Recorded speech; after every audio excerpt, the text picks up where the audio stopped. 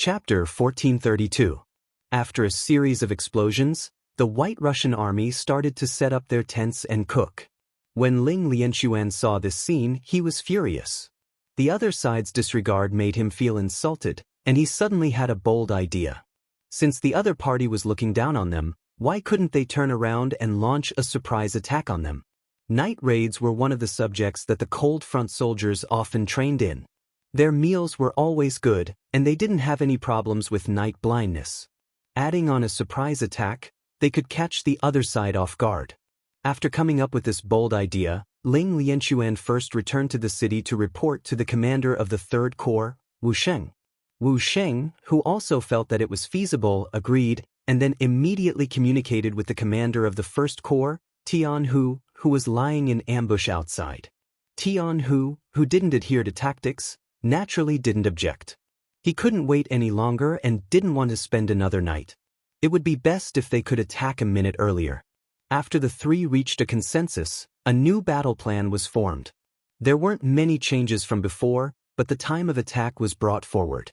The weather in Eastern Europe in August was quite good. Even at night, not only was it not hot, but it was also quite cool.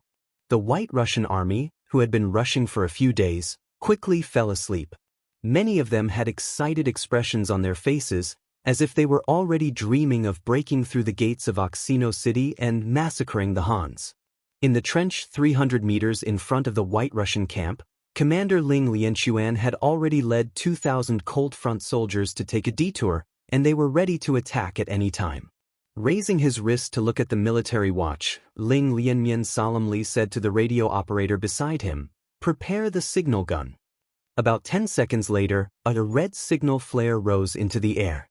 In the dark and silent night, it was very eye-catching and dazzling. The rise of the signal flare also signified the start of the counterattack.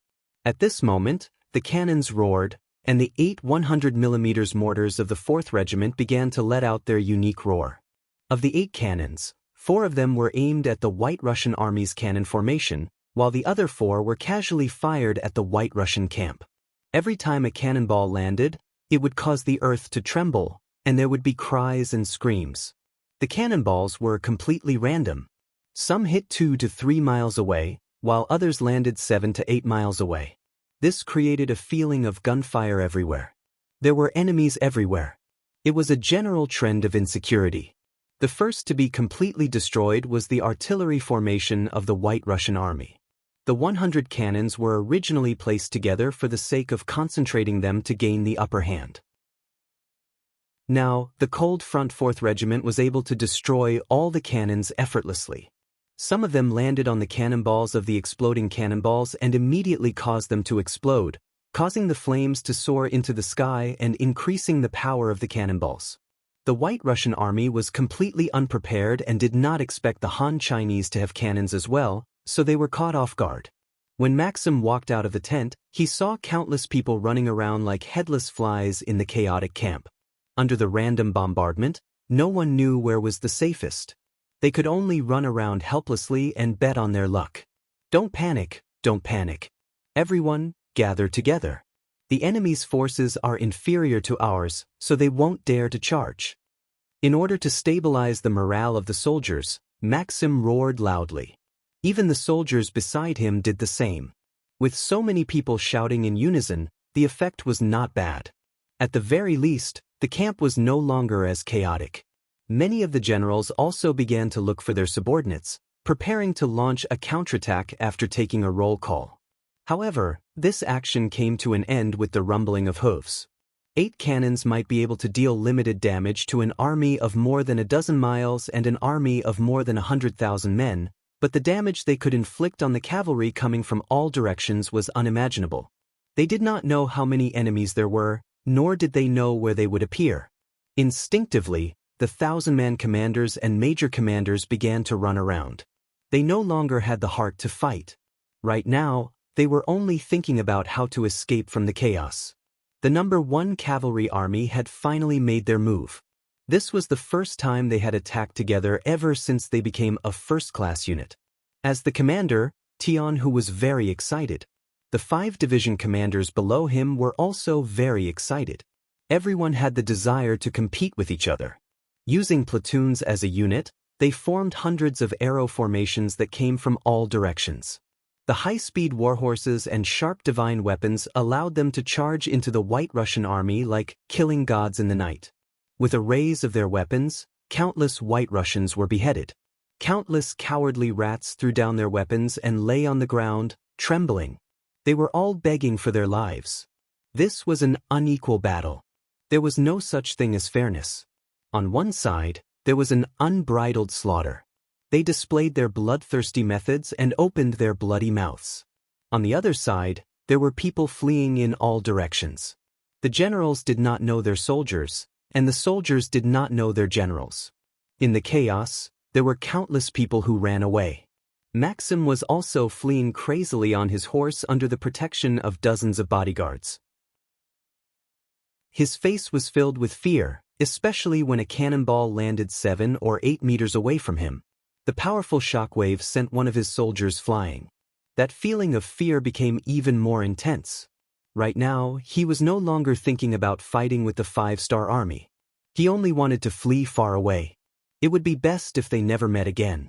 If the commander was like this, one could only imagine how the soldiers were feeling. They were all busy fleeing. If they could not escape, they would just surrender. The 80,000 slaves following the army were doing much better. They were originally unable to control their own fate. Now that their master's army had been defeated, they were just slaves of the White Russians. It did not matter. They just had to surrender. Just like that, the 80,000 slaves chose to surrender without any burden. This allowed the No. 1 Cavalry Army, which originally did not have the advantage in numbers, to finally have the advantage in numbers. They began to chase after the fleeing White Russian army. Within Oxino City, the southern gate was already open. The 30,000 soldiers of the Third Army rushed out and charged toward the battlefield. When the cannons had been fired, they had been watching from the city walls. When they saw the previously insufferably arrogant White Russian army lose the ability to resist in such a short period of time, their eyes were filled with excitement. This meant that they would not encounter any danger in the process of snatching captives. It would be much smoother. At this moment, many of the nervous and fearful recruits raised their heads high. They were as proud as a general who had just won a battle. Finally, the 4th Regiment of the Cold Front charged out of the trenches. Relying on the 95 style in their hands, they continuously charged and fired. Whenever they discovered a White Russian soldier holding a weapon, regardless of their status, whether they were a general or a soldier, they would fire a bullet at them. Their bravery caused the White Russian army, who were already in a sorry state, to feel as if they had lost their parents. Their desire to resist was quickly suppressed. The 4th Regiment of the Cold Front also launched an attack. Behind them, the Third Army also charged out, making full use of their advantage in numbers. This battle lasted from midnight all the way to noon the next day. When more and more civilians climbed up the city walls and saw the scene in front of them, who knew how many of them shed tears of joy? The 5-star army had arrived. They could finally eat their fill and wear warm clothes. There was finally hope for their lives. However, most people were not happy because they did not know how long this kind of life could last. Their many years of experience told them that the White Russian army would not sit back and watch this happen. As expected, not long after, they heard that the White Russian army had sent 130,000 soldiers to Oxino City. At this moment, many people revealed expressions of fear. The civilians who had originally wanted to save up Chinese coins to buy better goods also hurriedly spent their money. They were afraid that the 5-star army would be defeated by the White Russian army. If that happened, the Chinese coins in their hands would be worthless. Rather than that, it was better to buy things that they had already bought. At the very least, it was something that truly existed. Just yesterday, when they heard that the White Russian army had arrived, many civilians had already packed up their things. They had made the decision that if the 5-star army was defeated, they would seize the city and leave. Although the 5-star army had treated them well and was much better than the White Russian army, in this chaotic world, there was no such thing as morality. Barely surviving was the most important thing. But no one could have imagined that in just one night, the seemingly powerful White Russian army would be defeated. Moreover, it was a crushing defeat. They didn't even have the ability to counterattack. Not even a single hole could be found on the walls of Oxino City. On the city walls, the civilians cheered. The five-star army's victory meant that their beautiful lives would continue. There was hope for their future. Some of the civilians also began to regret spending the Chinese coins that they had saved up with great difficulty. Some of them could have bought a good iron pot if they had worked hard. Now, their hopes had been ruined by their own hands. The good thing was that as long as the five-star army was still the ruler of this place, it would not be long before they could achieve what they wanted. The five-star army had won a great victory. The world's #1 cavalry regiment had chased for 40 li before returning. This battle had dealt a heavy blow to the White Russian army. Just in terms of prisoners, they had captured 110,000 people. There were also 10,000 White Russian army corpses on the battlefield. In other words, only 5,000 White Russian soldiers had managed to escape. They had also seized a lot of military rations and equipment. This was not a small gain for Oxino City. Chapter 1433. Report our victory to the sixth young master, Ha! Tian, whose usual calm demeanor was replaced with excitement.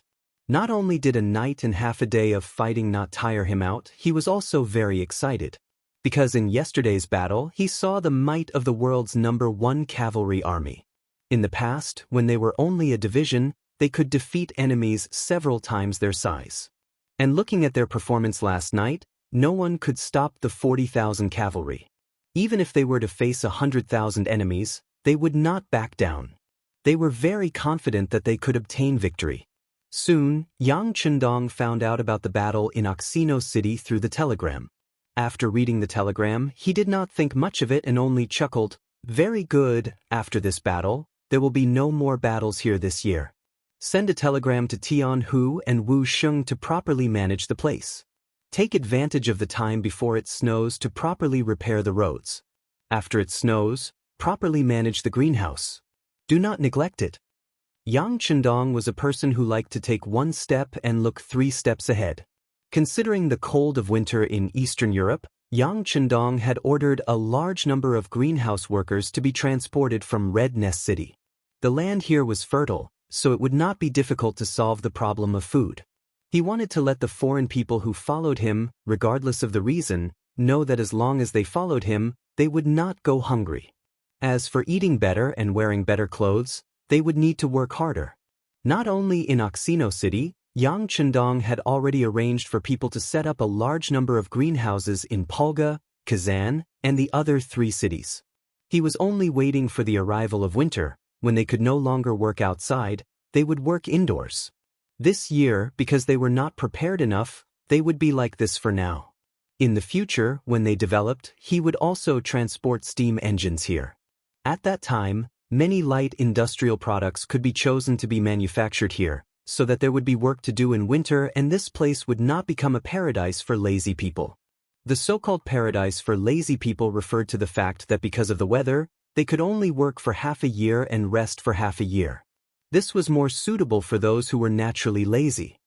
Without something as advanced as the telegram, the news of the defeat of the White Russians was not sent back by fast horse until 3 days later. On this day, the blind Great Justice was having a meeting with the officials in the hall, discussing the matters of preparing for winter. It was also at this moment that the battle report from the front lines came back. The travel-worn signaler knelt on the ground, not even daring to raise his head. From the attitude of the signaler, it was often possible to tell whether the news was good or bad. The officials and nobles, who had experience in this aspect, looked at each other, speechless. The blind duke, who had already predicted the battle ahead, didn't panic. Instead, he said calmly, "What is the battle ahead? Tell me quickly." Yes, Grand Duke. After the signaler acknowledged the order, he took out a battle report from a tool that looked like a basket and read it out loud. It was a tradition of the Rossi duchies to read battle reports in public. Perhaps they were afraid that someone would hide battle reports that were unfavorable to them, so they would usually read them out in public when they received battle reports to show fairness. Because of this, Ivan, who was standing at the side, could see the rapid changes in the expressions of the officials and nobles. The battle report didn't have many words, but the amount of information in it wasn't small. Maxim had returned in defeat. Of the 130,000 soldiers, less than 5,000 remained, and they were currently on their way back to Moscow. Not only that, the battle had only taken half a day, and the White Russian army's rations and supplies had all been plundered by the Han army. In just a short while, the officials and nobles of the White Russian army had ugly expressions. They hadn't expected the army to be defeated, and even more so for it to be defeated so quickly. What is this Maxim doing? Is he such a good-for-nothing? We gave him so many cannons and good things, but what did he do? What a disappointment. Maxim was incompetent in training his army, resulting in the defeat of his army. He should be hanged for this crime. That's right, the Rossi duchies don't need incompetent generals. Kill him. Kill him, kill him. Within a short period of time, a large number of voices appeared in the imperial court to condemn Maxim, with the nobles being the heaviest among them. At this moment, they seemed to have forgotten how they had praised Maxim for leading the army. This was the nobles. In their eyes, there were only benefits. It was best not to talk about favors with such people. Otherwise, you would be very sad. The voices were so loud that it felt as if Maxim had committed some heinous crime. Ivan looked at this scene coldly, and he was extremely shocked. He hadn't expected the firearms of the Han to be so powerful, and it seemed to be even more powerful than theirs. If that was the case, not only would they have powerful cavalry, but they would also have firearms. The Han people would truly be a difficult opponent to deal with. Even though Ivan had tried his best to overestimate the strength of the five-star army, he had still underestimated his opponent. The firearms of the five-star army were not just a little bit more powerful than the White Russian army, but much more powerful. Ivan really wanted to experience the power of the five-star army, but it was already the 9th month. If he were to prepare for war now, there wouldn't be enough time. It seemed that he could only leave all his regrets for next year.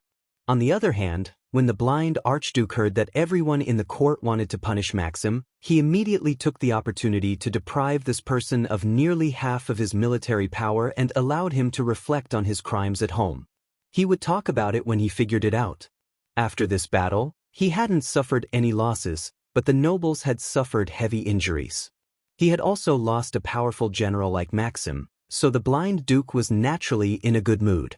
He even had to thank the Han army for appearing. At the end of the meeting, the blind duke also said that it was too late this year.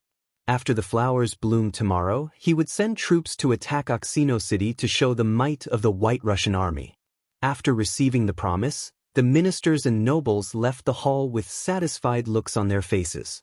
To them, the appearance of the Han army was a threat that could even attract ordinary people to follow suit. If they didn't suppress this trend, it would greatly affect their interests. This was not allowed. As long as the Han army was defeated and chased away, it didn't matter who did it in the end. This was the face of the bigwigs. In their eyes, they only cared about their own interests and their own petty schemes. How could the blind duke not see this?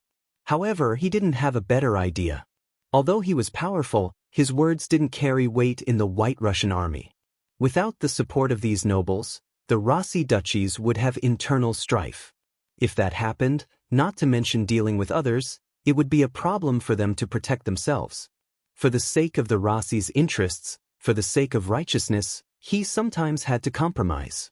Although he knew that these nobles were malignant tumors, he had no choice but to keep them. He only hoped that after the Rossi Empire completely controlled this land, they would slowly be eliminated. In fact, this wasn't just a problem of the Rossi Empire. The Great Ming Empire also had this characteristic. The nobles and wealthy families were like troublemakers that hindered the development of the Great Ming Empire. Although the emperor knew about this, he was powerless to solve it. On this point, Xianxia was the best. In history, any king who founded a country did very well. This was because they started from nothing, and it was easy for them to centralize power. This allowed their decrees to be quickly passed down. However, in order to stabilize the situation, they had to balance it out. More and more people with real power would appear, and in the end, the power would be dispersed. Even a powerful country wouldn't be able to achieve the cooperation of all its citizens. Yang Chendong was like a king who founded a country. His prestige and authority were unparalleled. Whenever he made a decision, even if someone opposed it, it would be difficult to stop him. In addition, Yang Chendong brought new knowledge, and with the help of Dutsong, this great achievement was achieved. Yang Chendong had long been aware of this. He constantly increased the intensity and speed of this construction.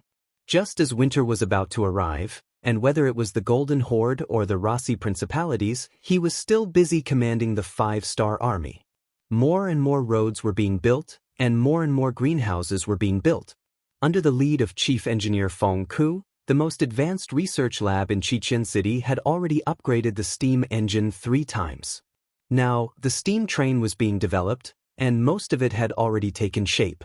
Only a few key steps were needed, and the so-called first steam train could be tested. With the books and knowledge provided by Yang Chendong, once the first steam engine, which was the most difficult part, was built, the rest would be very simple and smooth. When the news of this spread, Xichen City was the first to lay the tracks. A 40-kilometer-long railway was built from the factory to the port. Once it was open to traffic, all the products produced would be sent to the port faster and distributed to the various regions. The laying of the tracks in Laos, Vietnam, and other Southeast Asian provinces was also in the final stages. They had already made the preparations and laid the foundation. Now, they only needed to lay the tracks according to the predetermined route. Once the tracks were open to traffic, several provinces would be quickly connected. This way, goods and people could be quickly sent to each other. Once that time came, no matter where the problem was, the army could take the train to arrive in the shortest time possible. This would play a more positive role in stabilizing the security of the territory. The tracks from the 3 eastern provinces to the Far East were also being laid. This would be the first railway road in the region. Its role in supplying supplies to Eastern Europe could not be measured by money. Chapter 1434. On the other hand, the railway from the Far East to Eastern Europe wasn't easy to build. It had to pass through the Siberian and Ural regions to reach the Volga region. There were many forests and rivers along the way, which greatly hindered the construction of the railway. For this reason, after Yang Chendong understood the actual situation, he adopted the method of building a bridge when it met a river and digging a hole when it met a mountain. If it was a large mountain, he would take a detour.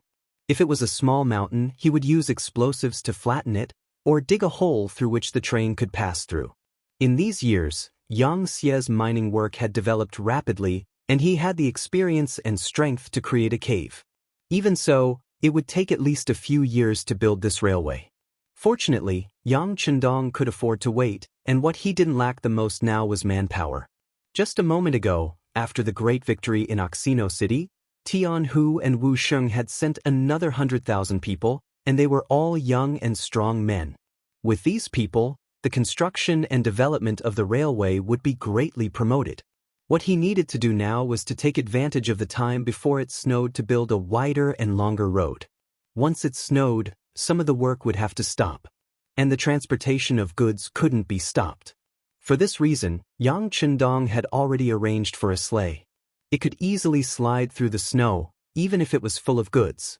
This way, he could take advantage of the heavy snow to transport more goods into the city. In this way, he would be able to do what he needed to do at the beginning of spring tomorrow. Because of the upcoming snow, Eastern Europe became quiet. Whether they liked it or not, a tripartite situation had already formed. This was one of Yang Chendong's biggest gains after coming here. Compared to Yang Chendong's gains, the Yarqiang and Tulyafan tribes in the Ili Belly region were officially under Yang Xie's control. The 5-star army that was left there had even started a war against Ili Belly. By the time Yang Chendong left, the situation of the war had already become clear, but to everyone's surprise, King Bao Lide of Ili had been so determined that in order to strike at the 5-star army, he had betrayed the interests of his own country. He had separately asked for help from the nearby Timur Empire, Kazakh, and Yusang, and had also stated that they would provide the provisions for the army. After defeating the 5-star army, the territory would be divided among the four. When Prime Minister Ali Pu was in charge of Ili, he had accumulated a large amount of military supplies for the entire country. Now, they were all being used. The appearance of the four-way army placed considerable pressure on the five-star army. The good thing was that the enemy was already at the end of their rope. Compared to the Yang faction who had a stable rear and a strong economy, they weren't afraid of anyone in a protracted battle. Once the enemy's rations ran out, it would be the time for the five-star army to win the battle. It just so happened that they could take the opportunity to have a good fight with the four-nation coalition. It was not a bad thing to wipe out their vital forces. The war on the land had to stop because of the weather. But the expedition on the sea showed no signs of stopping.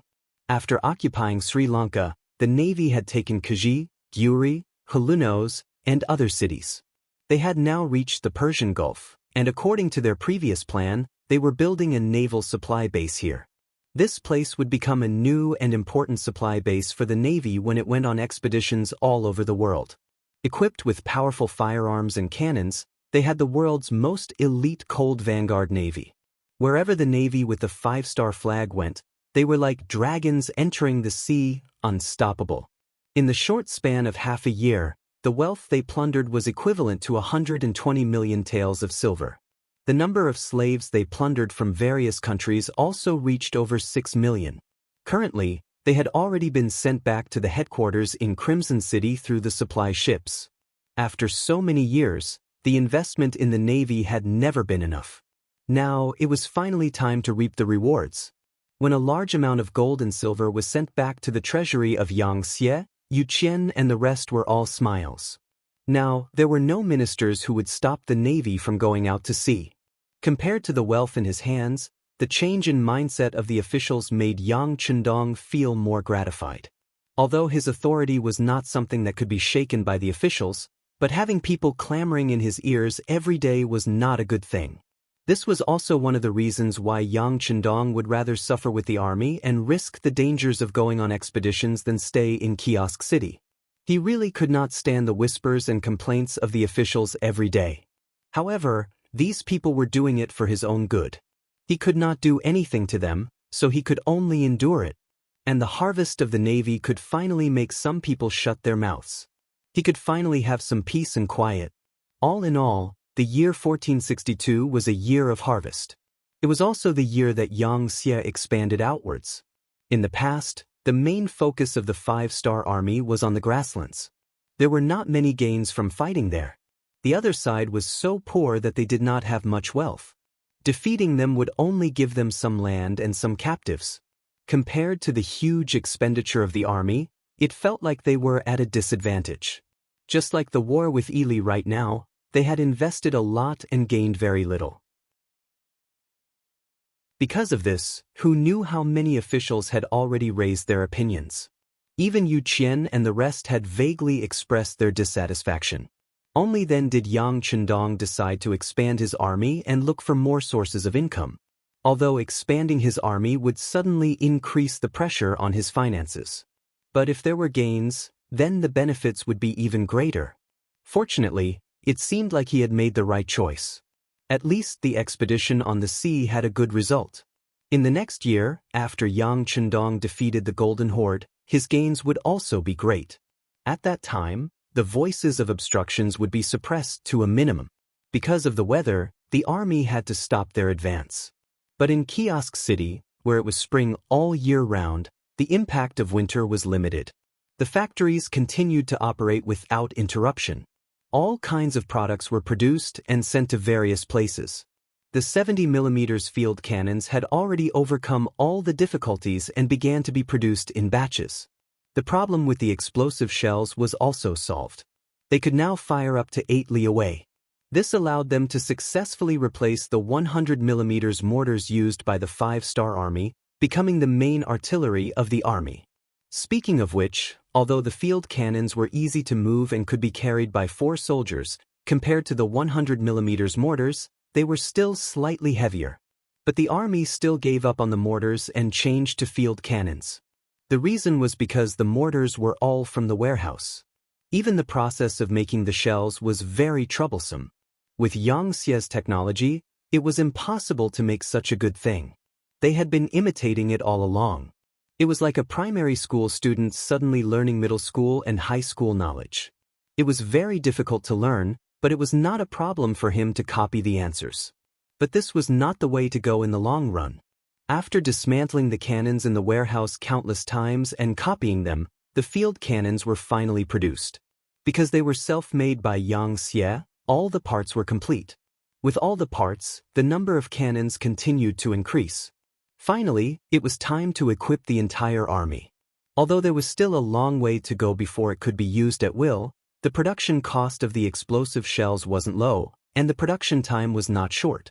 However, with the continuous improvement of the steam engine technology, the replacement would be faster and faster. One day, all the complicated problems would be simplified. By then, the production cost of the explosive shells would be infinitely reduced, and the 5-star army would really be invincible in the world. A large number of field cannons were produced and shipped to various battlefields. In the warehouse of Kazan City, there was a row of 20 cannons that had just been shipped over.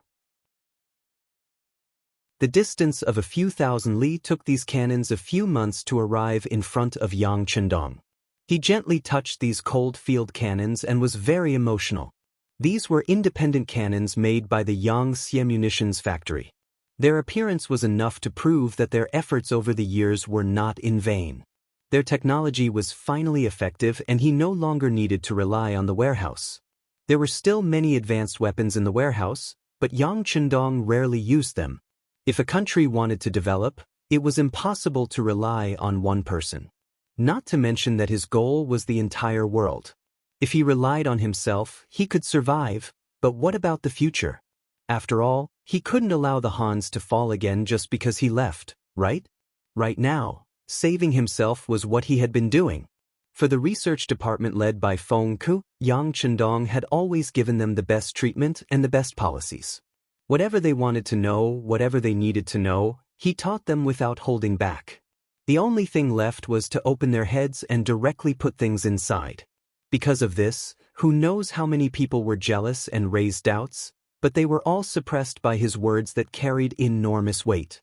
Finally, his efforts paid off and Yang Chendong could finally let out a sigh of relief. In the past, he only relied on his personal authority to promote policies and methods, but now that more and more people understood what he was doing, there was no need to explain anything to them. Young master, these field cannons are too ugly. Beta Persei, who did not know what Yang Chendong was thinking, also touched the field cannon and even lifted it up to feel its bulkiness. He then shook his head and said with some dissatisfaction, "What do you know?" Yang Chendong snorted coldly. He was very disdainful of Beta Persei's short-sightedness. This was a self-produced product that belonged to the modern era. Mortars were things in the warehouse and belonged to artillery hundreds of years later. How could they be compared?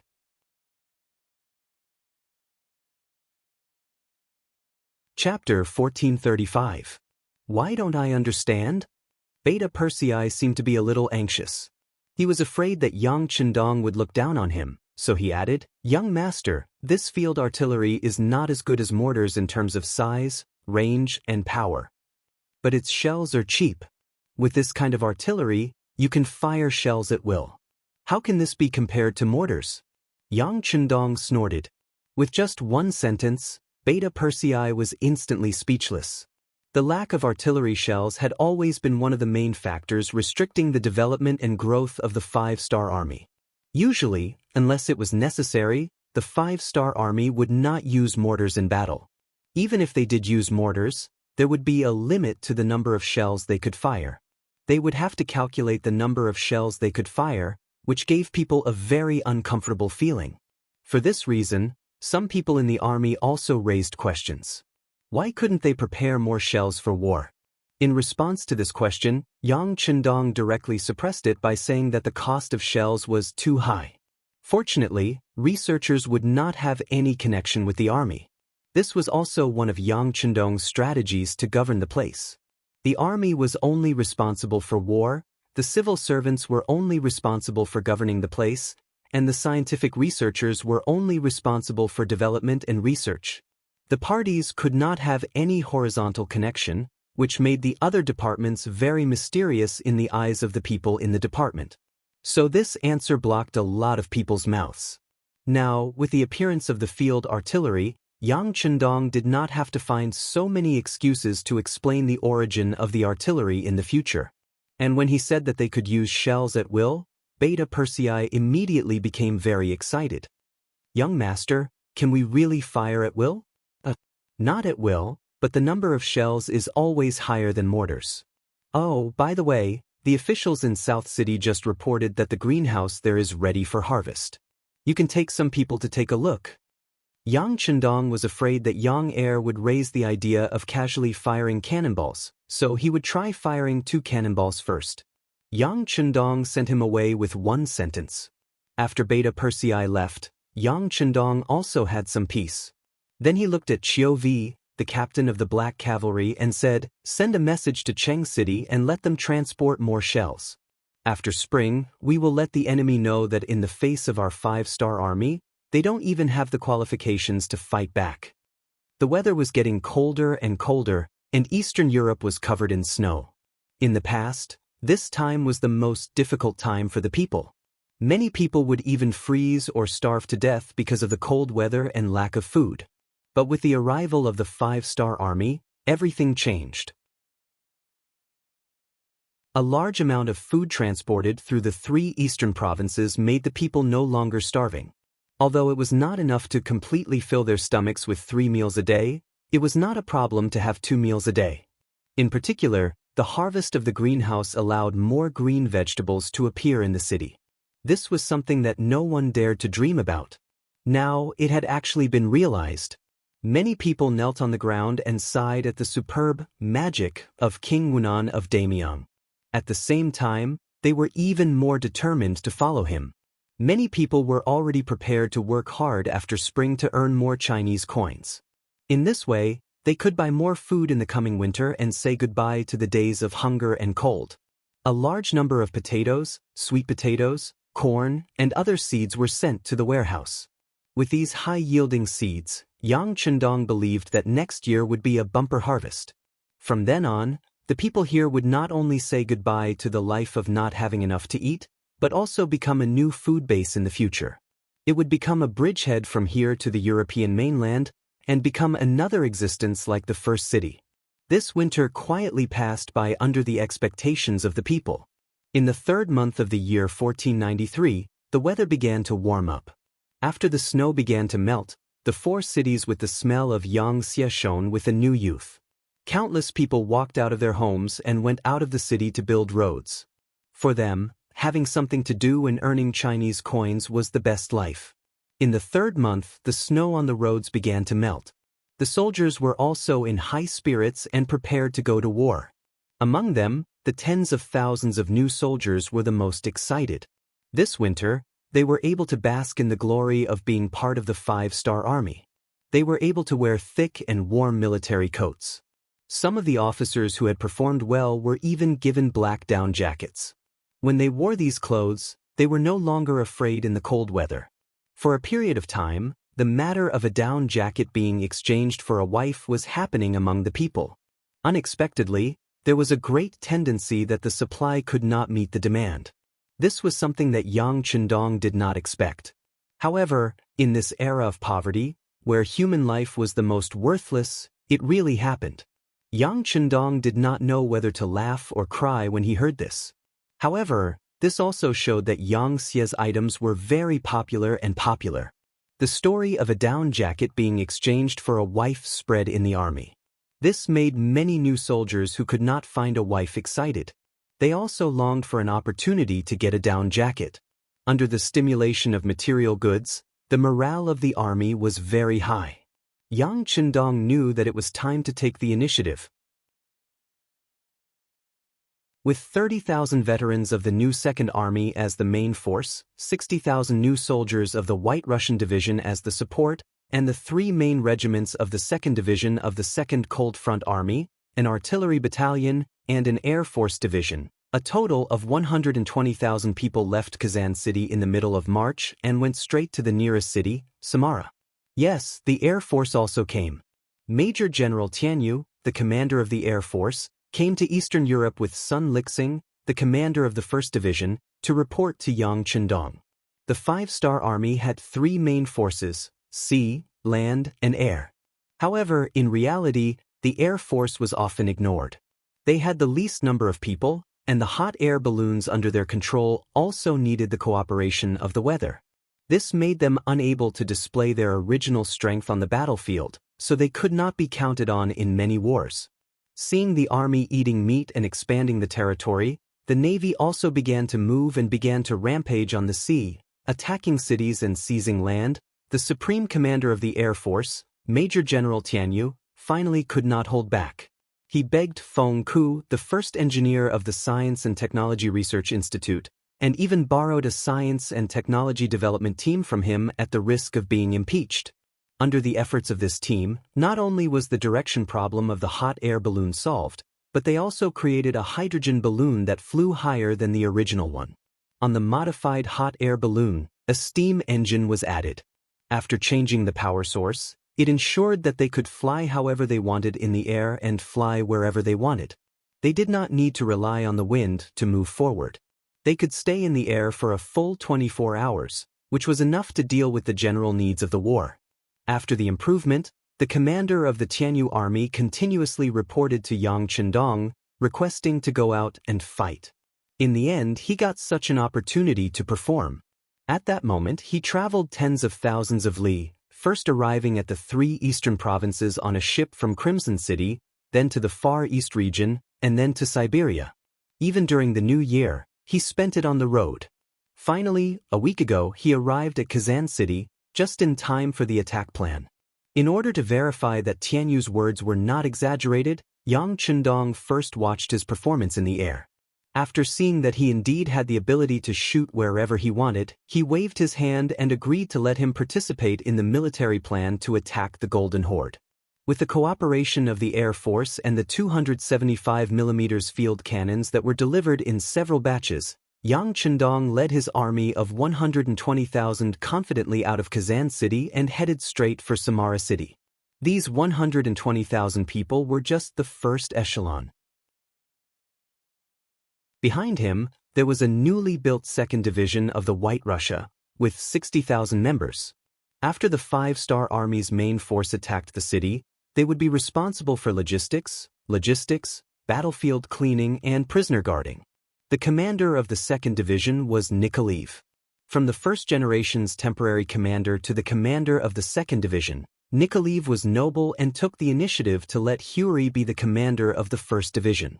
In his words, Huri was once a great Khan and knew how to manage an army better than he did.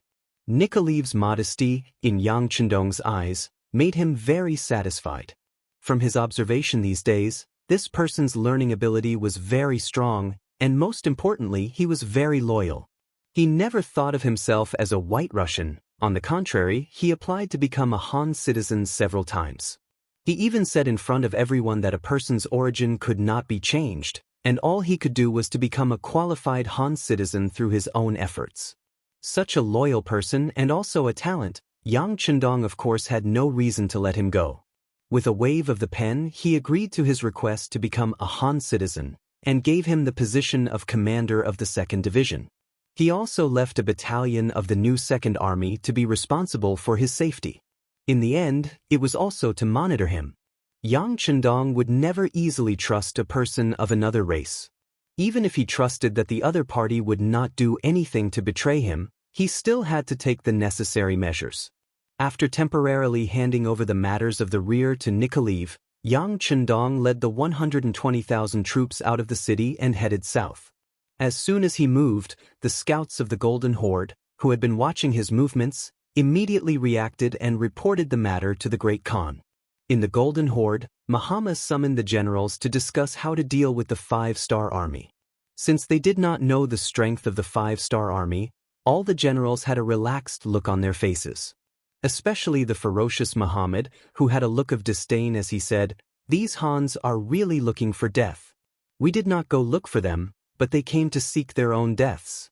Great Khan, I will ask 50,000 elite cavalry to hunt outside Samara and capture these 2-footed sheep as slaves."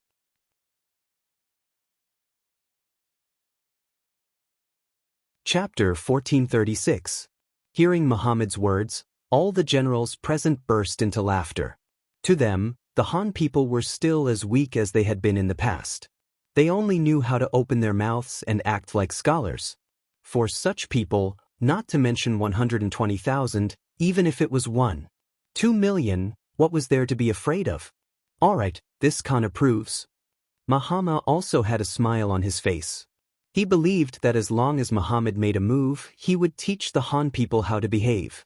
In this world, he would always be the boss and could only be him. Originally, he was still thinking about how to deal with these Han people.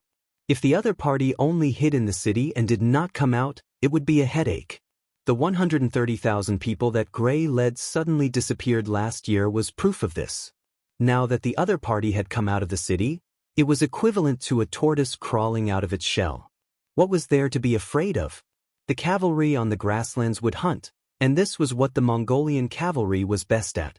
Muhammad, who had originally treated the 5-star army as his greatest enemy, suddenly realized that he had overestimated the other party. At this moment, his number one enemy was the blind Duke of Ross. He even thought that after defeating the Han people, he should let them be the vanguard to counterattack the White Russians. Perhaps it would be time for him to reunite this place. The generals of the Golden Horde all looked down on the Han army, but to Yushan, who was guarding Samara, he did not have the slightest intention of looking down on them. Especially when he saw the 120,000 Han soldiers coming from outside the city, there was only caution on his face. It was said that one could see the whole leopard from a single spot, and see the overall situation from a corner. As someone who had led troops for many years, Yushan could feel that the Han army was not to be trifled with from the other party's formation. From afar, the Han army 5 miles away was dressed in uniform, and their soldiers' faces were filled with fighting spirit and killing intent. Yushan was not a famous general of the Golden Horde, but he had been in the army for many years, and he believed that his eyesight was not bad. After seeing the neat formation of the Han army, he knew that this was not an easy army to deal with. Since last year, he had been appointed as the general of Samara city by the Great Khan, in order to prevent the Han people from suddenly crossing this place and appearing at the foot of Sarai city. In other words, his mission did not require him to take the initiative to attack whenever he saw the Han people. He only needed to defend Samara and not lose it. Orders: close the city gates. Everyone is to stand guard on the city walls. Without orders, no one is to attack. After giving up on the idea of clashing with the Han people outside the city, Yushan gave the order to guard the city. Relying on the sturdiness of the city walls, the 20,000 Mongol soldiers and 30,000 slave soldiers looked at the Han Chinese troops with mocking gazes, as if saying, "Come and attack if you have the ability." Truly shameless. The face of the Mongolian warriors has been thrown away by these people. The sergeant put down the binoculars in his hand as he rode on his horse. His face was a little red, but no one knew whether it was because of his anger or because of the wind. Once upon a time, the Mongol cavalry ruled the world and were invincible. They had always been the ones attacking. When had they ever seen them defending the city? But now, the tables had turned.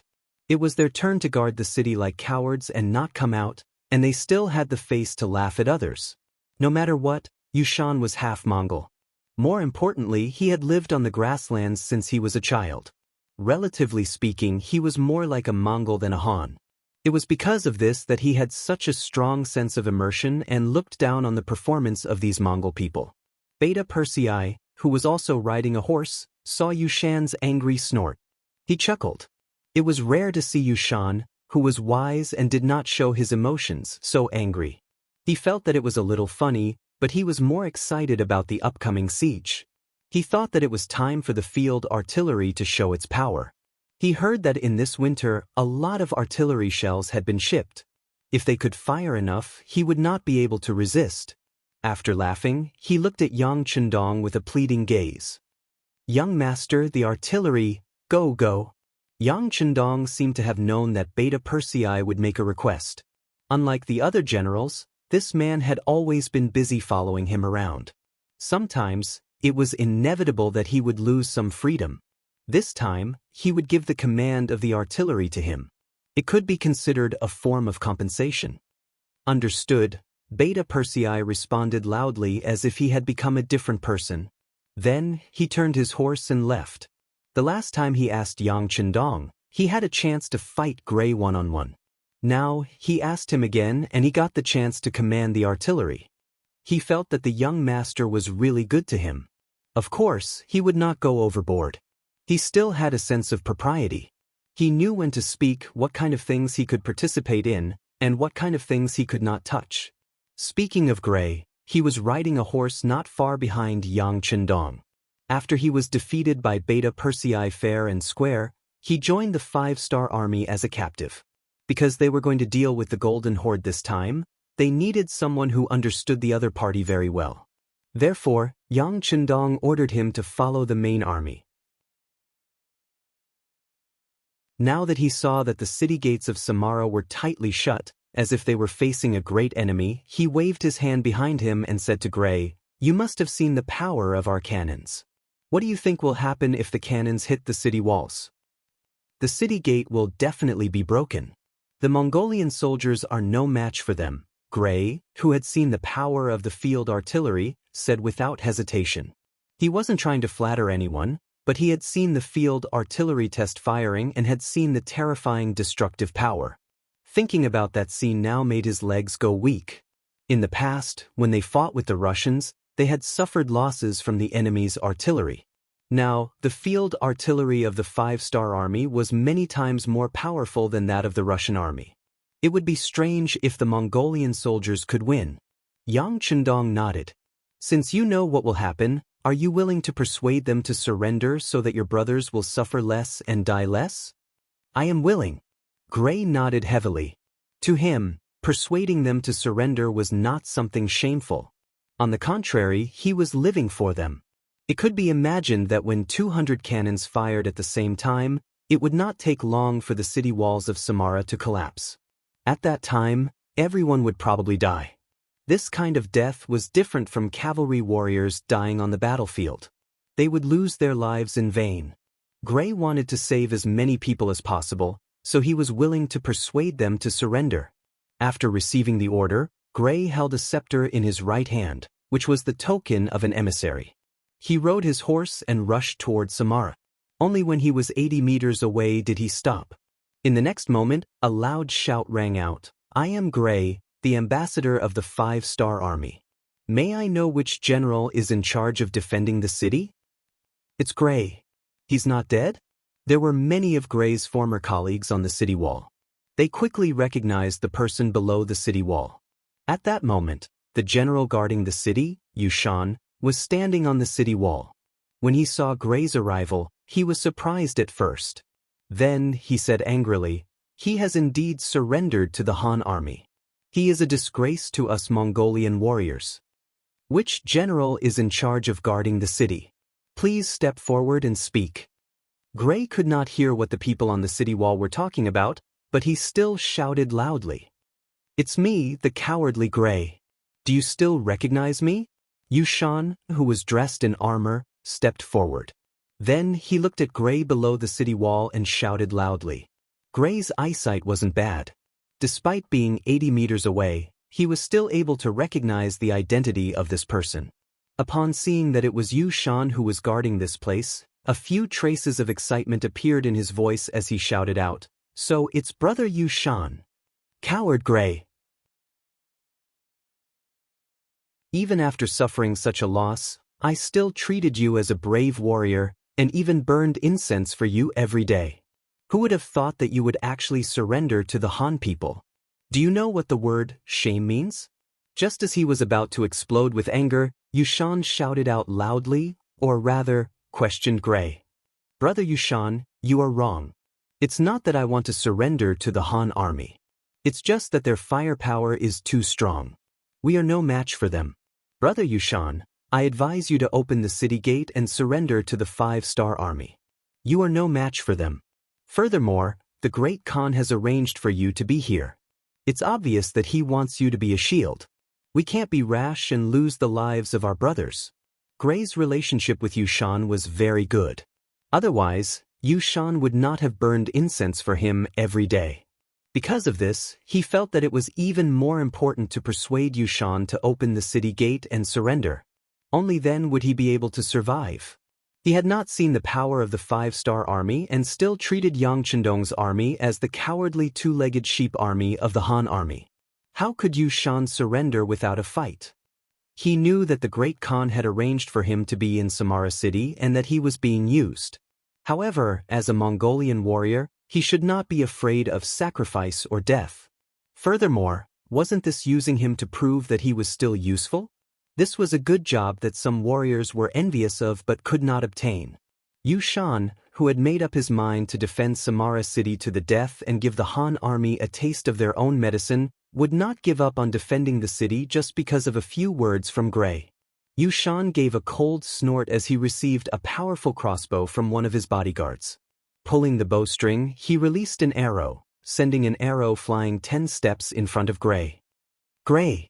Gray's eyes widened as he looked at Yushan. Gray's eyes widened in shock. Gray, you coward.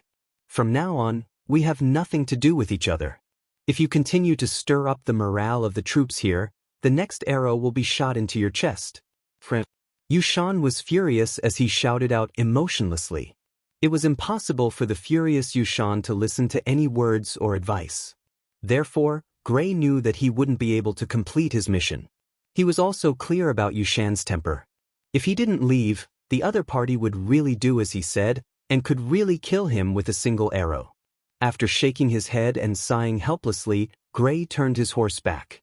However, even so, he did not forget to turn around and shout at the city wall, "Brothers, remember my words. If you can't hold on, come out with the white flag.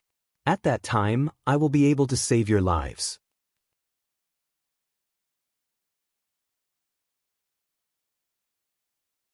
Chapter 1437.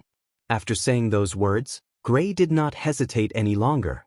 He turned around and walked toward the 5-star army camp behind him. He had said what he needed to say. Now it was time to show his true strength. Gray returned without achieving anything. Yang Chendong saw this scene. He also knew that some enemies were stubborn. If he did not show them some power, they would not listen to him. Pass down the order. Aim the cannons and fire with all your might. Ba Daojiang took Beta Persei's place and shouted loudly, "The king has given the order. Prepare the cannons and fire." After the military order was given, Beta Persei, who was already standing with the artillery battalion, laughed heartily when he heard it. Just now, he was really worried that Gray would succeed in persuading them to surrender. If that was the case, wouldn't he be useless? Now, it was finally time to show off. He immediately said to Lin Luan, the commander of the artillery battalion of the 2nd Cold Front Division, "Battalion Commander Lin, the next step will depend on our performance. In a while, you and I will each take a cannon. Let's see who can shoot more accurately, okay?" "Okay, but I've won. Second brother, please don't give me a hard time." Lin Luan also laughed happily. In terms of other things, he might not be a match for Beta Persei, the favorite of the 6th young master, but in terms of accuracy, he was not afraid of anyone. "It's all true. Second brother, I am not a person who can afford to lose. It's just that we haven't started yet. Who knows who will win or lose?" Ha! Beta Persei also laughed heroically. Then he walked in front of a cannon and took the initiative to take on the role of the cannoneer. Everything was ready. Beta Persei put a burst shell into the field cannon. With a loud bang, the bombardment of Samara City officially began. The sound of the cannons rumbled like thunder from the heavens. The loud explosions shook one's soul. With each explosion, a cannonball would fly towards the walls of Samara with a deafening roar. Boom! At the same time, a huge hole was left on the city walls, and the cannonballs exploded. Countless metal shards and steel nails flew in all directions, landing on the Mongolian soldiers around them, and waves of anguished cries rang out. Blossom bullets were not comparable to solid bullets. The latter could only hit a path, while the former could deal secondary damage. Since they were not prepared and did not expect the 5-star army's cannons to be able to hit so far away, their power was also so strong. With just the first round of cannon fire, thousands of Mongolian soldiers were hit and fell to the ground. With 200 cannons, even if each cannonball only injured 5 people, it would still be enough to wipe out 1,000 enemies. In fact, the power of one shot was not limited to this. If the shot was accurate and landed in the midst of the enemy soldiers, it could injure dozens or even hundreds of people. The cannons continued to fire. One of the benefits of the field artillery was that the cost of the artillery shells was reduced, so they could be used more often. The destructive power of the artillery shells would accumulate, and the damage would be greater. Under the continuous cannon fire, the city walls of Samara City looked like hell on earth. More and more Mongolian soldiers fell to the ground, and more injured soldiers appeared. The morale of the soldiers also became lower and lower under the continuous cannon fire. Under the protection of a group of personal guards, Yushan was pressed to the ground and could not move at all. In just a short quarter of an hour, he had witnessed with his own eyes the scene of many brave warriors being killed by the cannons. Those were all warriors who were skilled in archery and horse riding. If they were given a warhorse and galloped on the grasslands, even 3 to 5 Han soldiers would not be their match. But now, they had died on the city walls in such a sullen manner. This made him feel very uncomfortable. He could not continue to wait like this. He had to take the initiative to attack. Even if he lost the city, it was better than dying in such a cowardly manner. There was a voice shouting in his heart. Yushan didn't know where he got the strength from, but he suddenly pushed off the bodyguards who were on top of him. He shouted loudly, "Warriors, follow this general downstairs. We will ride our war horses and charge out. Even if we die, we will die on the charge. That's right, we must let the Han know our strength." Some of the Mongolian soldiers who could not stand waiting passively to die also shouted out. After the news spread, more and more Mongolian warriors ran down the city walls and found their war horses. They were prepared to charge out and fight. So, in the 5-star Army's central tent, Yang Chendong put down the binoculars in his hands and raised his right hand. At that moment, the battlefield, which was still filled with the sound of cannons, quickly regained its calmness. The sudden silence made some people feel uncomfortable. Just when everyone did not know what had happened, the tightly shut gates of Samara City suddenly opened from the inside. Following that, a large number of Mongolian cavalry surged out. They did not even wait to get into formation and charged towards the 5-star Army's main camp. Yang Chendong had noticed that there were no longer any Mongolian soldiers on the city walls, which was why he had stopped the cannon fire. Now, it seemed like he had saved a lot of cannons. However, since the Mongolian soldiers wanted to use cavalry to charge at him, they would have to pay the price for underestimating him. 6th Young Master, New Second Army requests for battle. My King, White Russia requests for battle. Shibi and Ahuli cupped their fists and walked out. After sweeping his gaze across the two of them, Yang Chendong's gaze landed on the former commander of Lung Feng's 2nd Division, Xiao Feng. I'll leave this battle to Lung Feng. Do not disappoint. Yes, 6th Young Master, don't worry. Xiao Feng chuckled and looked at Shibi and Ahuli with a provocative gaze. He then rode his horse forward and arrived in front of Lung Feng's 2 divisions, who had already gotten into formation and were ready to attack. 6th Young Master has given the order. It's time for us to perform. Remember, hit hard. This is a live target practice. We have to record the results later. There were no words of encouragement. Just the words of recording the results made all the soldiers of Lung Feng's expression turn serious. Lung Feng's treatment was the best in the entire 5-star Army, and they were respected. But at the same time, due to the limited number of spots, if he wanted to secure this position and not be coveted by others, he would need to perform better. The battlefield test was one of the most important criteria. If they performed well, it would not be hard for them to be promoted to officer. If they did not perform well, there were cases of officers being demoted to soldier. It was time to get serious. All the soldiers checked their equipment seriously. Once they did all that, the Mongolian cavaliers across them were only 1 mile away from them. At this moment, Yushan, who was leading the charge, had a smile on his face. Originally, he was already prepared to die. He was also prepared to be bombarded the moment he left the city. If that happened, the formation of his cavalry would be messed up. After all, war horses were extremely afraid of the sound of cannons. He thought that under the sound of the cannons, there would be less than 20% of the soldiers who could charge to the front. However, no one dared to stop them. Could it be that the Han army is afraid?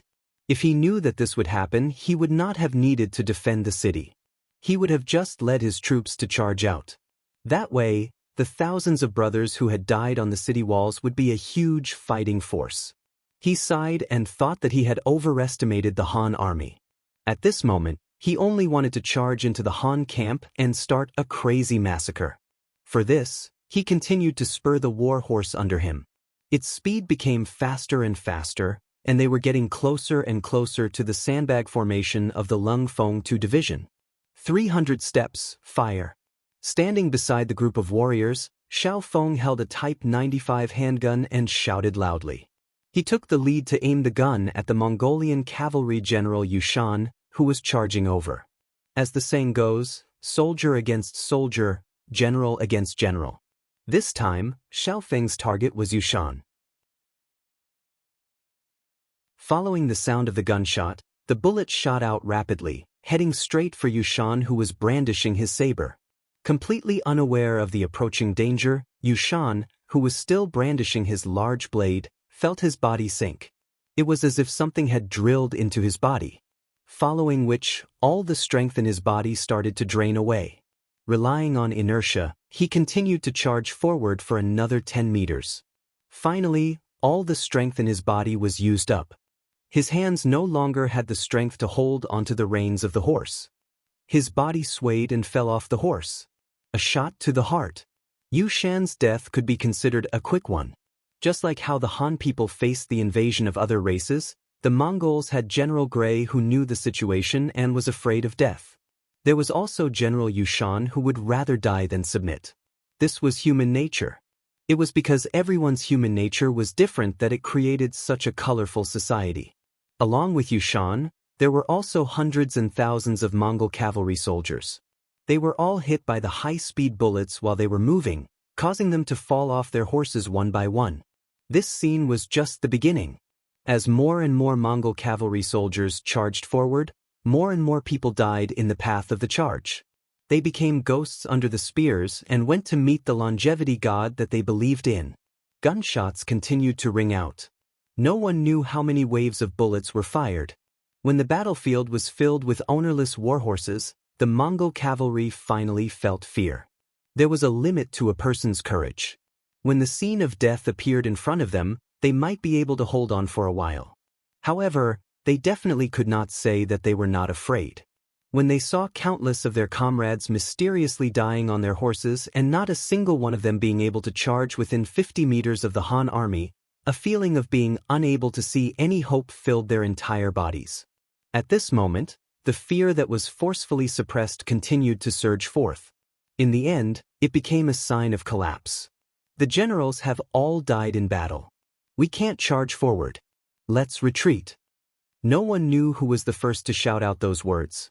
Following which, the group of Mongol cavalry instinctively urged their horses to turn around. However, it was at this moment that the cannon fire that had stopped started once again. However, this time, the cannon fire was not aimed at the city walls. Instead, it was aimed at their escape route.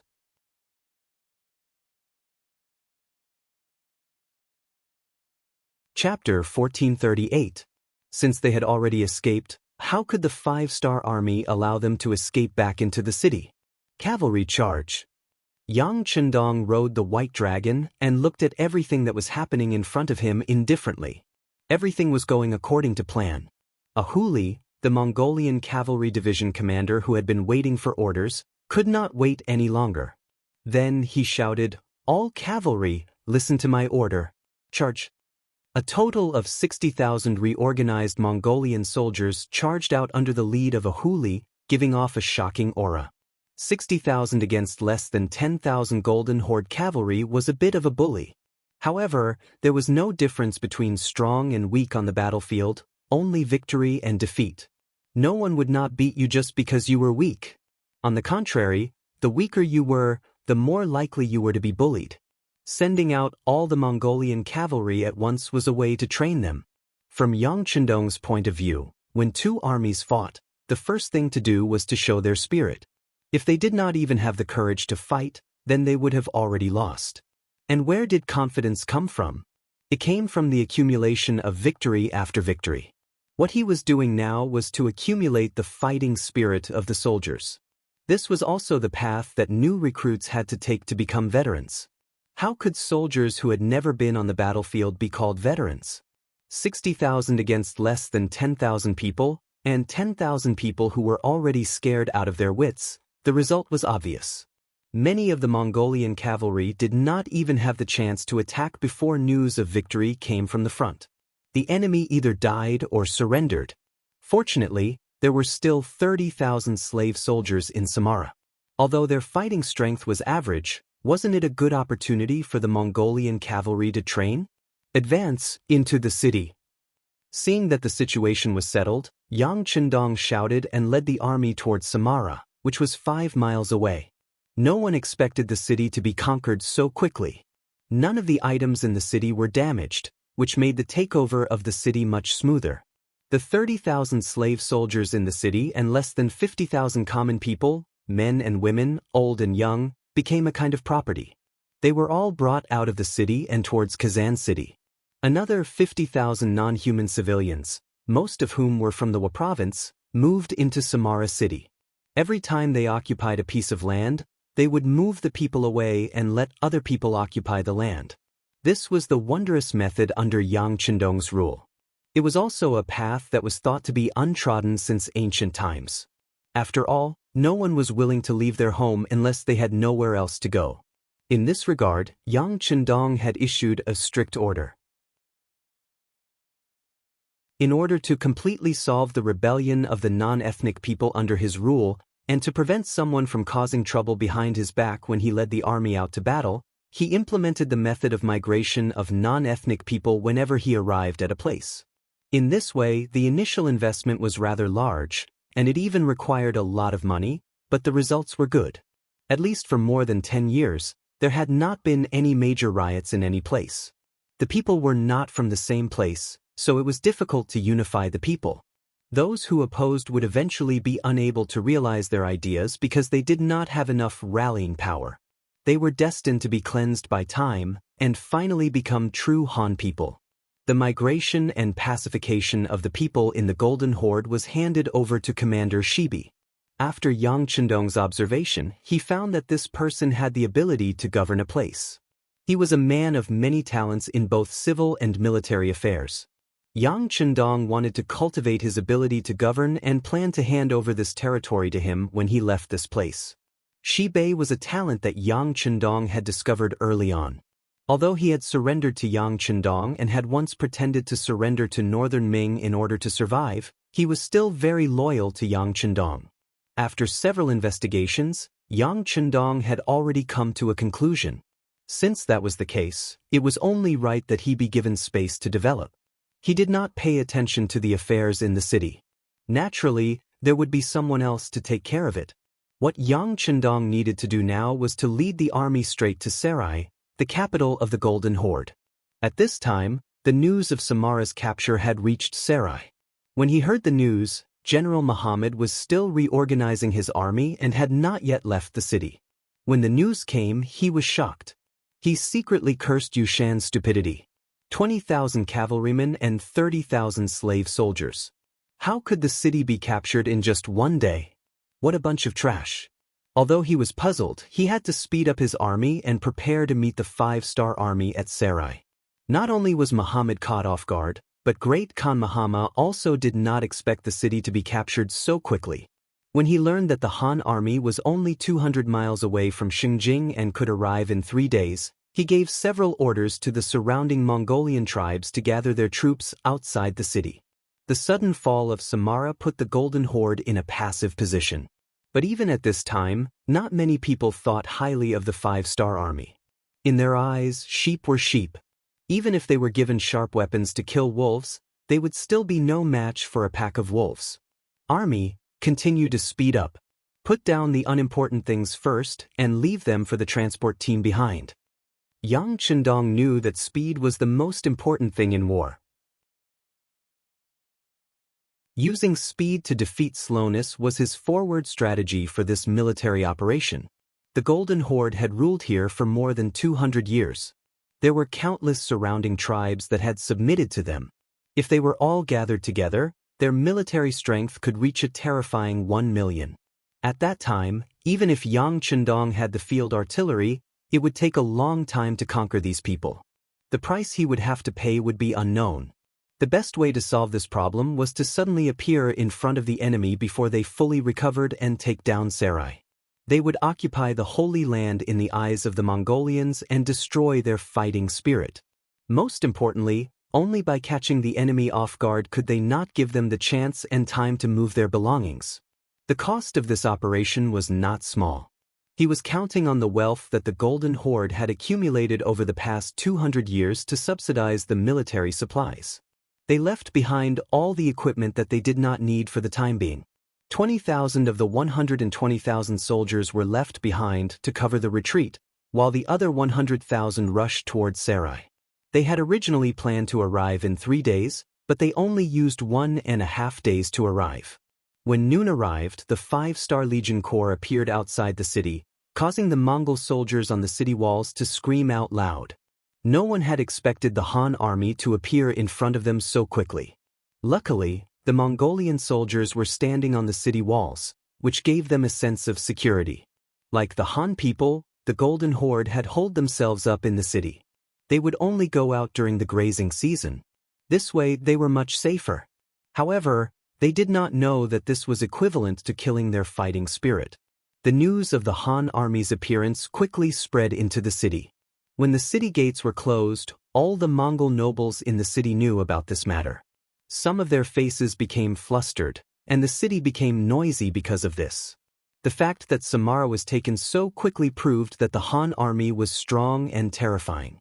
It seemed like there was going to be a bloody battle. Even so, no one thought that the Han army would be able to take down Sarai. After all, this was the capital of the Golden Horde. Just the elite cavalry alone numbered more than 300,000. This did not include the troops from the other tribes that could come in a short period of time. It was said that the Han army only had around 100,000 men. Did they really think that they could swallow an elephant? Outside the city, the 5-star army was following the plan. The 2nd Division of the Cold Vanguard was at the front. 200 cannons were pushed to the front lines, and 3 regiments of infantry were also at the front lines. They took out their sandbags and prepared to fight at any time. The cavalry of the new 2nd Army stood on both sides of the 2nd Division of the Cold Vanguard. While protecting their flanks, they were also prepared to charge into the city at any time. The 60,000 Mongolian soldiers were made up of civilians and captives. Under the leadership of a Huli, they were also sharpening their swords. They already knew that when the time was right, they would be the first to charge into Sarai. They would be the first to charge into the city of Sarai. This was both an honor and a test.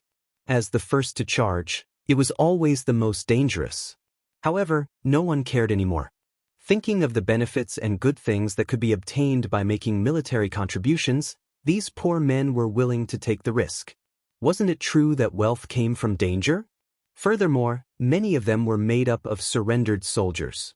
Wasn't this the best chance for them to show their loyalty to the 5-star army? Many people were eager to give it a try.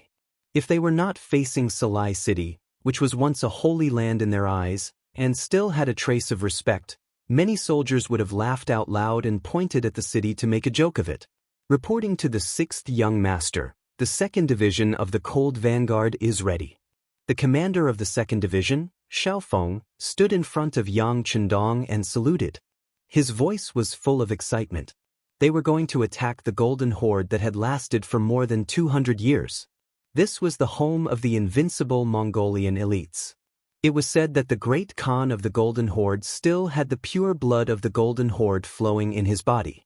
How could they not be excited when such a powerful force was about to be rubbed against by their own hands? This was a great achievement. Yang Chendong looked at the excited Xiaofeng and was very satisfied. From the time they entered the camp to the time everything was set up, it only took them 20 minutes. This was enough to prove how hard they trained. It was said that 3 minutes on stage was equivalent to 10 years of hard work. How could it not be the same in the army? A good army not only had to have a good style and be able to win battles, but also had to have strict discipline. They had to be able to remain calm in the face of danger and strike the enemy with lightning speed.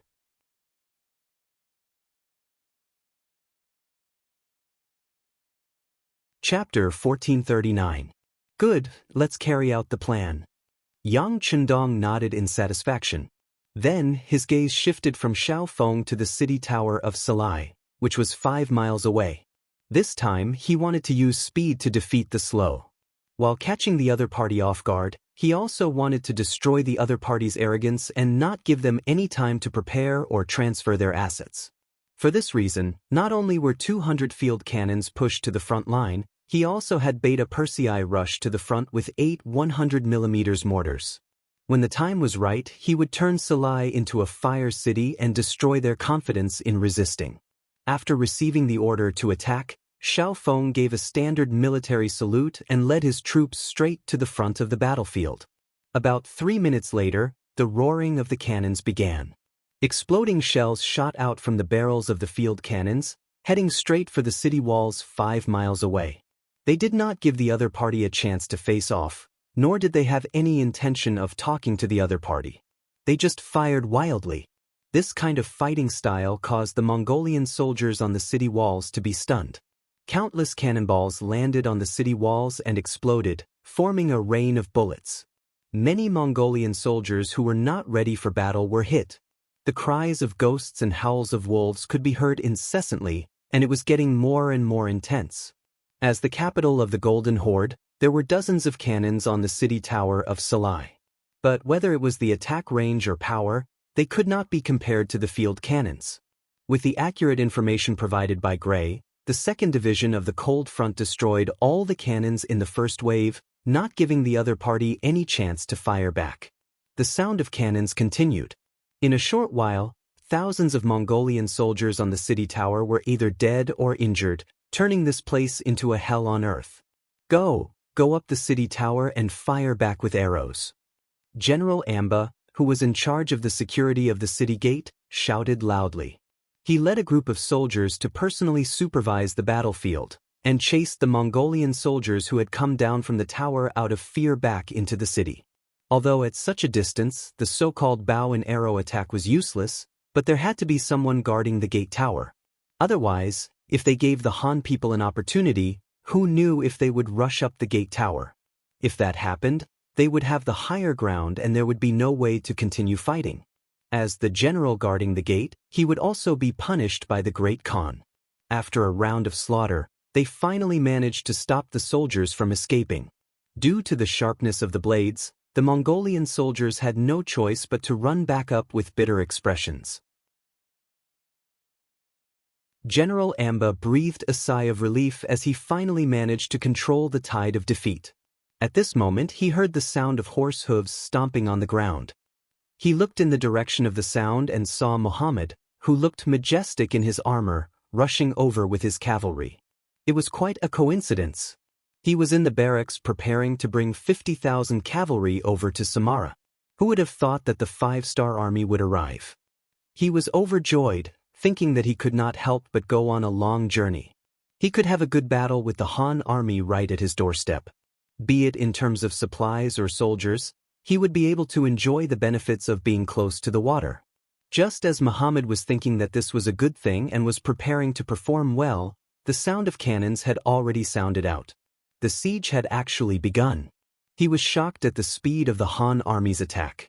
They had just arrived at the city walls and had already started attacking. If it was the Mongolian cavalry, they probably would not even have time to get into formation.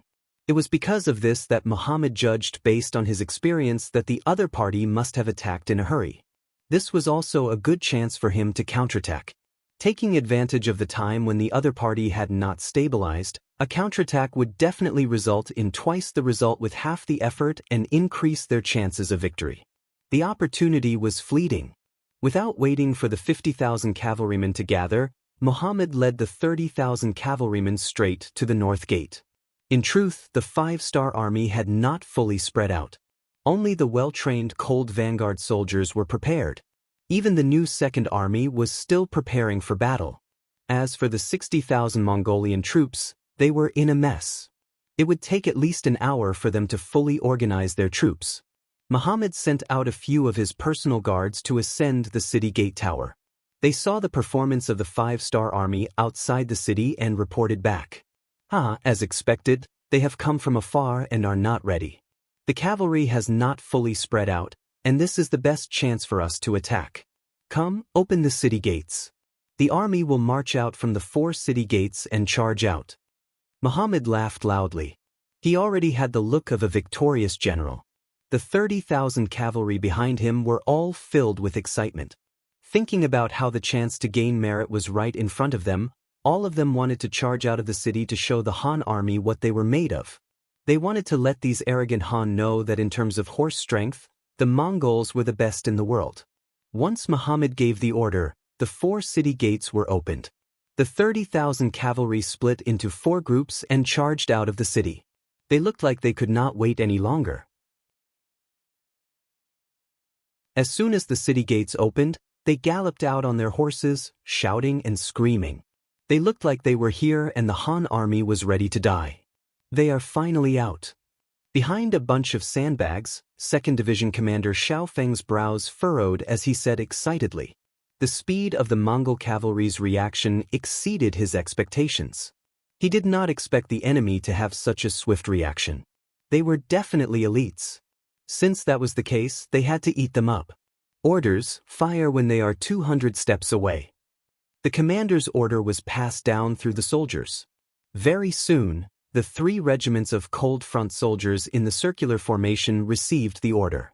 They took the opportunity to check their guns and ammunition one last time. After making sure that there were no problems, they placed their gun barrels on the sandbags, closed their left eye and opened their right eye, and got ready to shoot. Cannon fire at a 30-degree angle, fire. Lin Luan, who had just been promoted from an artillery battalion commander to a regiment commander, noticed that there were quite a number of Mongolian cavaliers charging out of the city. He wanted to reduce the pressure on the warriors, so he spoke to a group of 20 cannoneers beside him. Once the commander gave the order, the 20 cannons immediately changed directions and shrunk their attack range. They fired fiercely at the city gates, giving the Mongolian cavalry who had just exited the city and had yet to get into formation a direct blow. Under the sound of the cannons, the war horses neighed, and the formation became even more chaotic. After all, humans could counter the might of the cannons, but war horses could not. Seeing that the army was unable to gather up due to the cannons, Muhammad gave up on the idea of a large-scale charge. Instead, he waved his hand and said, "There is no need to gather up. Split up and charge forward. We need to grab the chance." Inside the ring-shaped sandbags, Commander Xiao Feng watched as the cannons fired and landed among the Mongolian cavaliers who came out of the city, causing a certain number of casualties. His expression turned dark, and the other commanders under him also had displeasure on their faces. What is this Lin Luan doing? Does he think that the cannon regiment is not in the limelight enough? He wants to snatch this bit of credit from us? The first to voice out was the 1st Regiment Commander, Chai Ji. He could be considered an experienced person, and many times, he dared to express his views and attitude. The 1st Regiment Commander was beside Xiao Feng. Usually, when there was a military operation, the 1st Regiment would be with the division headquarters. Such dissatisfaction naturally fell into Xiao Feng's ears.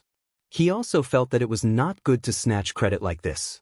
Of course, he also knew that Lin Luan was trying to reduce the pressure on them. However, the 2nd Regiment was already prepared. Just the light and heavy machine guns alone had 100, so how could they be afraid of the Mongol cavalry who were already trapped? Go, inform Colonel Lin that without my orders, there is no need for cannon support. Tell him to do his job properly and be ready to advance at any time.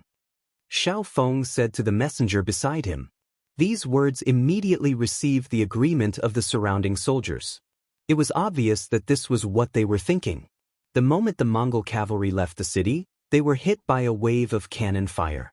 Under the spray of bullets, iron shrapnel and nails flew in all directions. Before the Mongol cavalry could even shout the word, "charge," they were already turned into corpses. Under the rumbling of the cannons, the war horses were also affected. They shook their heads and did not listen to orders. In just a single round, they had lost over 1,000 riders. Cold sweat dripped down Muhammad's neck uncontrollably. The cavalry he brought were all elite soldiers. Normally, when they encountered enemies, it was normal for them to fight 1 against 3, or even 4 against 1. However, in just one round of cannon fire, they had lost so many men. If this continued, he did not dare to guarantee that they would win this battle. Fortunately, after 2 rounds of cannon fire, the cannons stopped. The cannons once again smashed towards the city walls. This caused Muhammad to heave a sigh of relief. At the same time, he scolded the stupidity of the Han people. Did they not know that compared to the thick city walls, his cavalry was easier to deal with and was more dangerous? However, Muhammad would not be so kind as to remind the Han army. Since there was no longer the threat of the cannons, he should make use of this time to charge forward. Once they were entangled with the Han cavalry, the cannons would not be able to pose any threat. Everyone charge, charge. There was no need for Muhammad to say anything. The Mongolian riders who had survived the barrage of cannon fire had already charged forward. They were all veterans, so they naturally knew what to do on the battlefield. Thanks to the previous battles with the White Russians, they had a certain level of understanding towards cannons. At the very least, they would not be afraid to charge forward. More and more Mongol cavalry charged out of the city gates, charging towards the Han army camp. In front of them, there was a Han army camp that was about a li away, and they saw that there was a large circle of soldiers surrounding the area with bags of food. Although they did not know what these people were doing, the Mongol cavalry knew that if they wanted to charge into the camp, they had to deal with these Han people.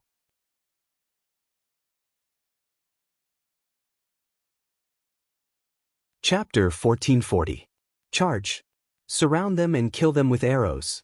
Don't waste time. Muhammad shouted loudly. He did not care about these Han soldiers at all. To him, as long as his cavalry charged forward, he would be able to chop off their heads to show the might of the Mongol army. They're here. 500 steps, 400 steps, 300 steps, attack. Xiao Feng stared ahead. When he saw that the vanguard of the Mongol cavalry had already charged into the attack zone, he did not hold back anymore. With a shout, the light machine gun in his hands spat out flames. Along with the sound, a division of machine guns beside him also spat out flames. A total of 30 machine guns also spat out flames at this moment. On the battlefield, 30 machine guns opened fire at this moment, and the continuous tongues of fire shot towards the charging Mongol cavalry. Row after row of Mongolian cavaliers who charged forward were covered in blood, and they fell off their horses one after another. It was as if the charging group was blocked by a flood of bullets, and the corpses piled up higher and higher beyond the limit of 300 paces. More and more Mongol cavalry died under the guns. In the face of such an area of effect attack, they did not have much time to think. With the inertia of the war horses, they could not stop even if they wanted to. Under such fierce firepower, the number of charging Mongol cavalry decreased rapidly, and their hearts were slowly taken over by fear. They had never seen weapons that could kill so cleanly, and at this moment, they were panicking. Even though they charged forward with all their might under the orders of their generals, they were just cold corpses under these weapons. As the small mountain of corpses piled up higher and higher, the despair in the hearts of the Mongol cavalry finally exploded. Run! No one knew who shouted this in the crowd, but the Mongolian cavaliers who were originally charging forward started to scatter, just as they expected. These cavalrymen would rather die under military law than die under the bombardment of cannons and bullets. At least the former would leave behind a corpse, while the latter would be smashed into pieces. The 30,000 elite Mongolian cavaliers charged forward like chives, and they fell one by one. Under such an attack from all sides, be it generals or soldiers, they were all treated the same. Bullets did not have eyes, and no matter who it was, they were all killed. Muhammad, who was charging at the front, did not escape death because of his identity as a general. When several bullets penetrated his body, He struggled to raise his arm before falling off the horse with a plop. Muhammad was a great general of the Golden Horde. Even 8 to 10 people would not be able to get close to him on the battlefield. But now he was killed by a flintlock. It was also proven that his body was also made of flesh. When faced with a fatal bullet, he was no different from the others. Even Muhammad had died in battle, and the Mongolian cavalry who charged out could not see any hope of victory. At this moment, the sound of gunfire had yet to stop. Not only that, the walls of Salai city, under the continuous attack of the field artillery, finally cracked open a huge hole that was more than 30 meters long. As the walls collapsed, it created enough conditions for the cavalry to charge. Yang Chendong put down the binoculars in his hand and said in a firm voice, "Expand the results of the battle. Cavalry charge." The cannon fire was still going on, and the gap on the city wall was getting bigger and bigger. The 5-star army cavalry saw an opportunity and received orders to attack. According to the plan, the 60,000 Mongolian soldiers would charge at the front. After all, the city wall had just been broken, and there would still be resistance within the city. It would be very dangerous. If the conditions were right, they would not let the new Second Army attack. Yang Chendong had his own thoughts, and he did not intend to hide them from the others. Ahuli was well aware of this, but he didn't blame anyone. On the contrary, he acquiesced to this practice. After all, he had once been the great Khan and had once commanded an army of 30,000. Although they were all his own army, they would still be divided. This time, letting the 60,000 Mongolian soldiers attack first was dangerous, but it was also a great opportunity. If they wanted to make a contribution, they could not be afraid of death. Moreover, the most worthless thing in this chaotic world was human life. Not to mention, the King Wunan of Damyang had already promised them that as long as the soldiers were registered, even if they died in battle, their families would be compensated. This was something that had never happened before. While Ahuli was open-minded, the Mongolian soldiers were open-minded as well. The moment they received the order to charge, they threw aside the fear in their hearts. Right now, they only cared about killing the enemy and gaining merit. Not to mention, many of them had been bullied by the Golden Horde. Some of their parents had even died at the hands of the Mongolian cavalry. Now was the time to take revenge. Once the 60,000 Mongolian cavalry charged, just the momentum alone could not be described with words. When the Mongolian cavalry on the city wall saw the black mass of soldiers approaching, they were scared out of their wits. They screamed and yelled in panic. They no longer had the courage to defend the city, so they turned around and ran back into the city. It was still the same saying, no one would choose to die if they could live. Although they were soldiers of the Golden Horde, they had not sold their lives to anyone. Knowing that they could not stop the enemy, only idiots would charge out and fight. The soldiers on the city wall quickly retreated. They ran faster than when they were facing the threat of the cannons. As a result, General Amba and his soldiers could no longer hold their ground. After killing dozens of people, they still could not stop the army from collapsing. In desperation, Amba had to take his soldiers to the golden tent in the city. The cannons rumbled, and Mahama in the Golden Horde had already heard it. Although the distance was rather far and the cannons could not reach him, just the sound alone was enough to tell that the power of the cannons was not small. Unknowingly, Mahama had a bad feeling. This Han army seemed to be different from the Han army in the past. This was the first time he had doubts about whether he could defeat such an opponent. At this time, a group of officials and generals had already gathered in the Golden Horde. They had all come to ask the Great Khan for advice. Although the Great Khan did not know more than them, they did not have any better ideas. Mahama sat high up and looked at the panicked crowd. He said with a faint smile, "Everyone, do not worry. Muhammad has already brought 30,000 elite cavalry out of the city. I believe that good news will come soon." "Oh, then it's fine." Hearing that the number 1 general, Muhammad, had already led out an army of 30,000 elite steel cavalrymen, everyone revealed a relieved expression. After temporarily stabilizing everyone's mind, Muhammad said again, "After all, the Han army has more than 100,000 soldiers. We cannot lower our guard. We need to continue to send out troops.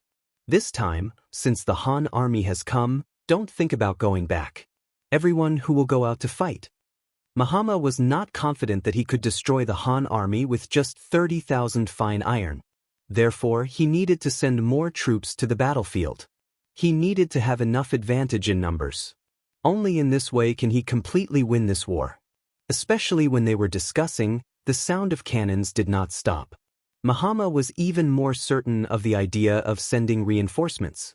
Hearing that they still needed to send people out, everyone deeply agreed. The Han army was an army with cannons.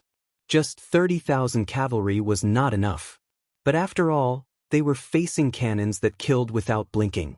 Once they entered the battlefield, there was a possibility of losing their lives. For a moment, everyone looked at each other. No one rashly took the initiative to stand out. What? Could it be that you want this Khan to call your names? Seeing that no one responded, Mahama's face showed a trace of anger. His son, Bora, was also watching coldly from the side. He saw the corners of everyone's mouth.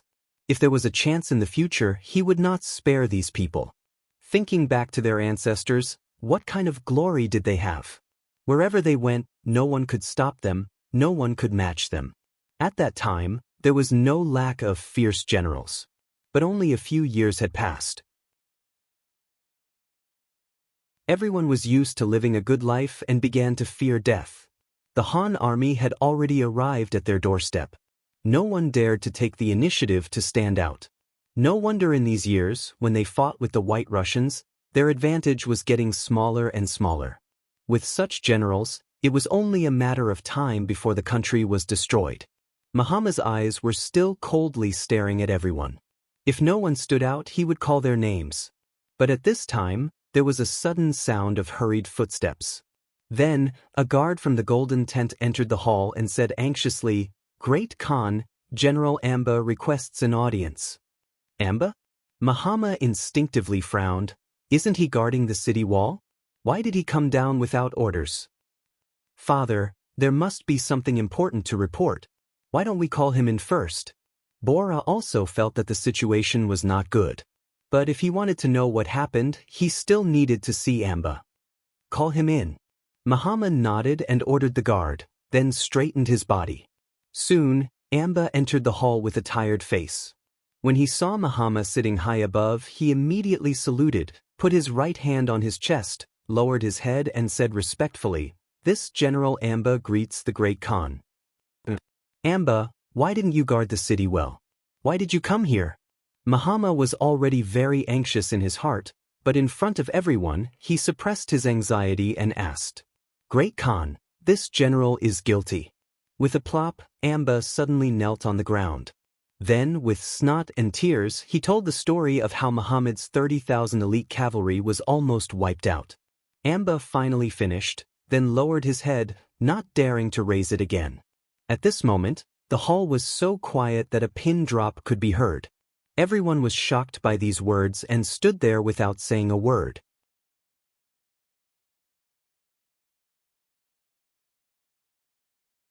Chapter 1441. No one had expected that the battle would end up like this. How long had it been? Not only had they lost the city gate, even the 30,000 elite cavalry that Muhammad had brought with him were gone. That was 30,000 elite cavalry. If it was a clash of swords and spears on the battlefield, even 100,000 ordinary Mongolian cavalry would not dare to claim victory. But now they were all gone. What was going on? Could it be that the strength of the Han army is stronger than their elite cavalry? Everyone turned pale with fright. In the end, they all looked at Khan Mahama. At this time, they had no idea what to do and could only listen to the Khan's orders. How could Mahama not be startled? He had thought that this battle would be very difficult, and he had even prepared to pay a certain price. But he had never expected that they would lose so quickly. From the time they learned of the 5-star army's appearance to the loss of the city gate, it had only been a little more than 2 hours. What could they do in this time? If it was an ordinary army, they would not have finished gathering. But the Han army had already attacked. What was going on with this world? When did the Han army become so strong? There were 100,000 questions in his heart. Mahama had many questions that he wanted to understand. But now, he did not have the time. Since the city gate had been lost and the cavalry had been defeated, he was afraid that the 5-star army would enter the city soon. After losing the protection of the city wall, he had not expected such a thing to happen. Without sufficient preparation, Mahama knew that the situation would only become more cruel and not optimistic. Men, drag Amber away and behead him. Mahama was worthy of being a Khan for many years. His reaction was very fast. He first glanced at Amba, who was kneeling on the ground, with a fierce look on his face. The more chaotic the situation was, the more stable the people's hearts were. This Amba could be used for this.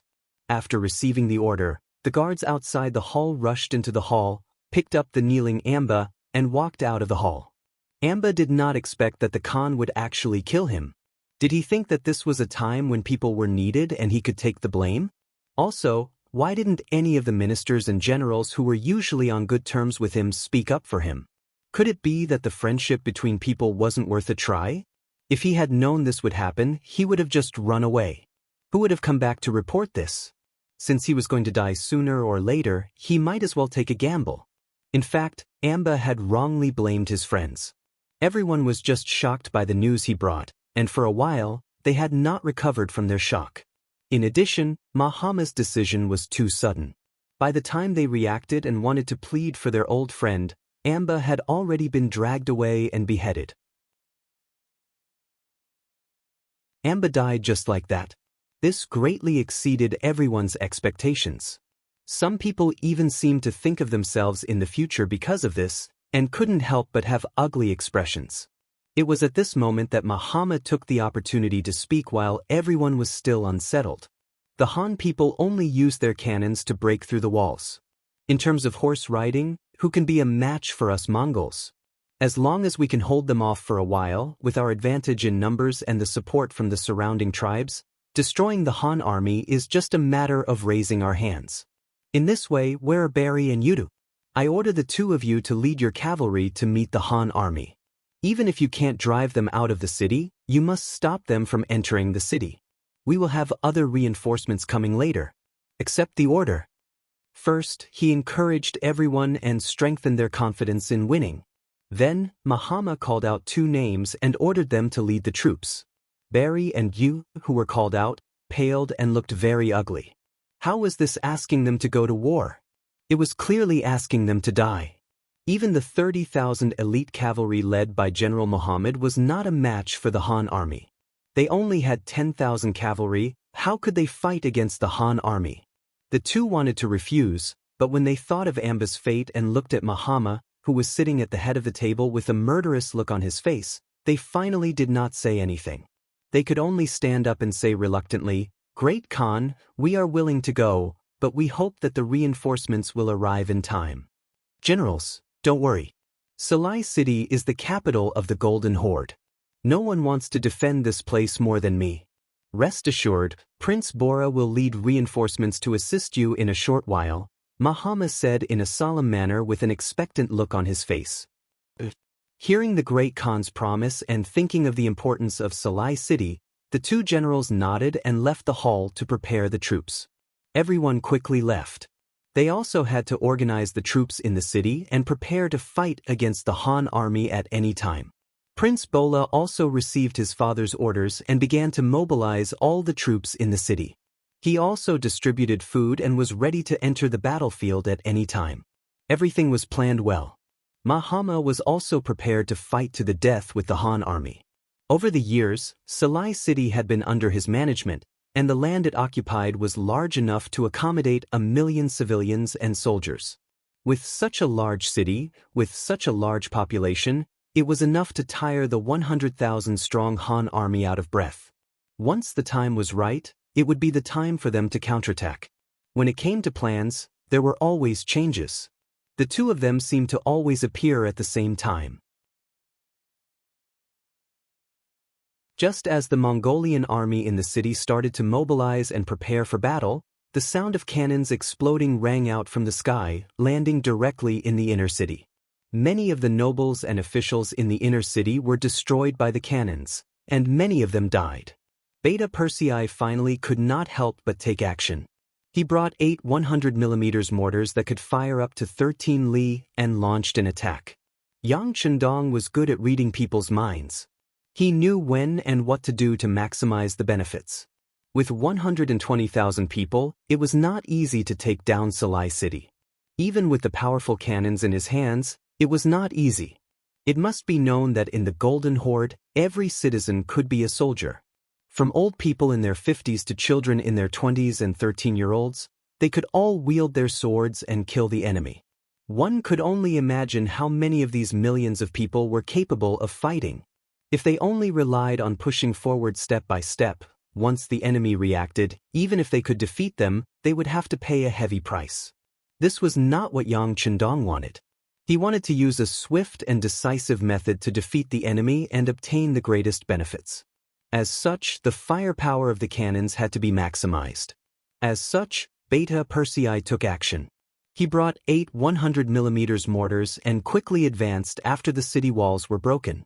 Following the map that Gray had provided, after finding a safe and powerful position, he began to fire in all directions. In order to give the enemy the feeling of a huge army and cannons everywhere. The 8 cannons fired in 8 different directions. When the cannons were fired, it gave people a feeling of explosions everywhere. This caused the Mongol army, who were originally fighting, to lose their morale and confidence. Fire! Fire with all your might. Don't be stingy with the cannons. Beta Persei led 500 black cavalry soldiers to a courtyard under the city walls.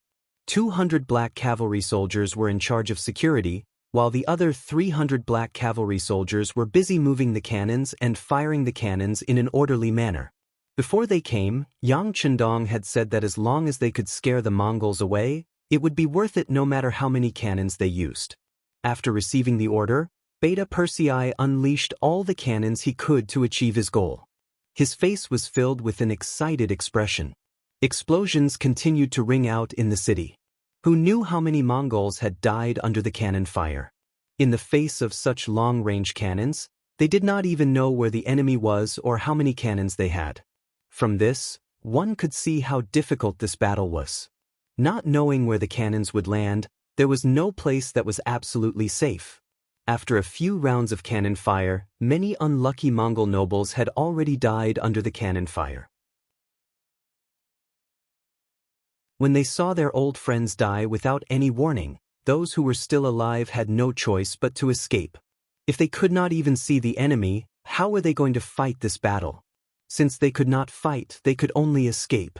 Although doing so was not very loyal, and they might be punished by the Great Khan. However, it was just death. With the thought of living for as long as they could, more and more nobles, officials, generals and even commoners made the decision to leave the city and abandon Salai City. As such, there was such a scene. The east gate of the city had unknowingly been opened, and more Mongols were escaping. In order to escape, many people did not even have the time to tidy up their belongings. Instead, they only took some valuables and left the city. Great Khan Mahama, who was in charge of overseeing everything in the city, quickly received the news. In a fit of rage, he pushed the table in front of him to the ground and roared out, "What are they doing? Are they abandoning the legacy of their ancestors? Are they not afraid of this Khan punishing them?" The scout general was also trusted by Mahama. Bodo, who was in charge of overseeing the city, stood in the hall with an ugly expression, not daring to speak. "Bodwa, pass on this Khan's order. Kill all those who try to escape without orders as a warning to others." Mahama was so angry that he shouted in fear and issued the order. Bodo, who had always carried out Mahama's orders thoroughly, had a difficult expression on his face this time. He gritted his teeth and seemed to have made up his mind as he said, "Great Khan, there are too many people running away. We can't kill them all. If we really do that, I'm afraid it will cause a conflict, and that will only benefit the Han army." The Mongols were different from the Han. At that time, they were backward and did not know what virtue was, what filial piety was, and what it meant when the ruler ordered his subjects to die.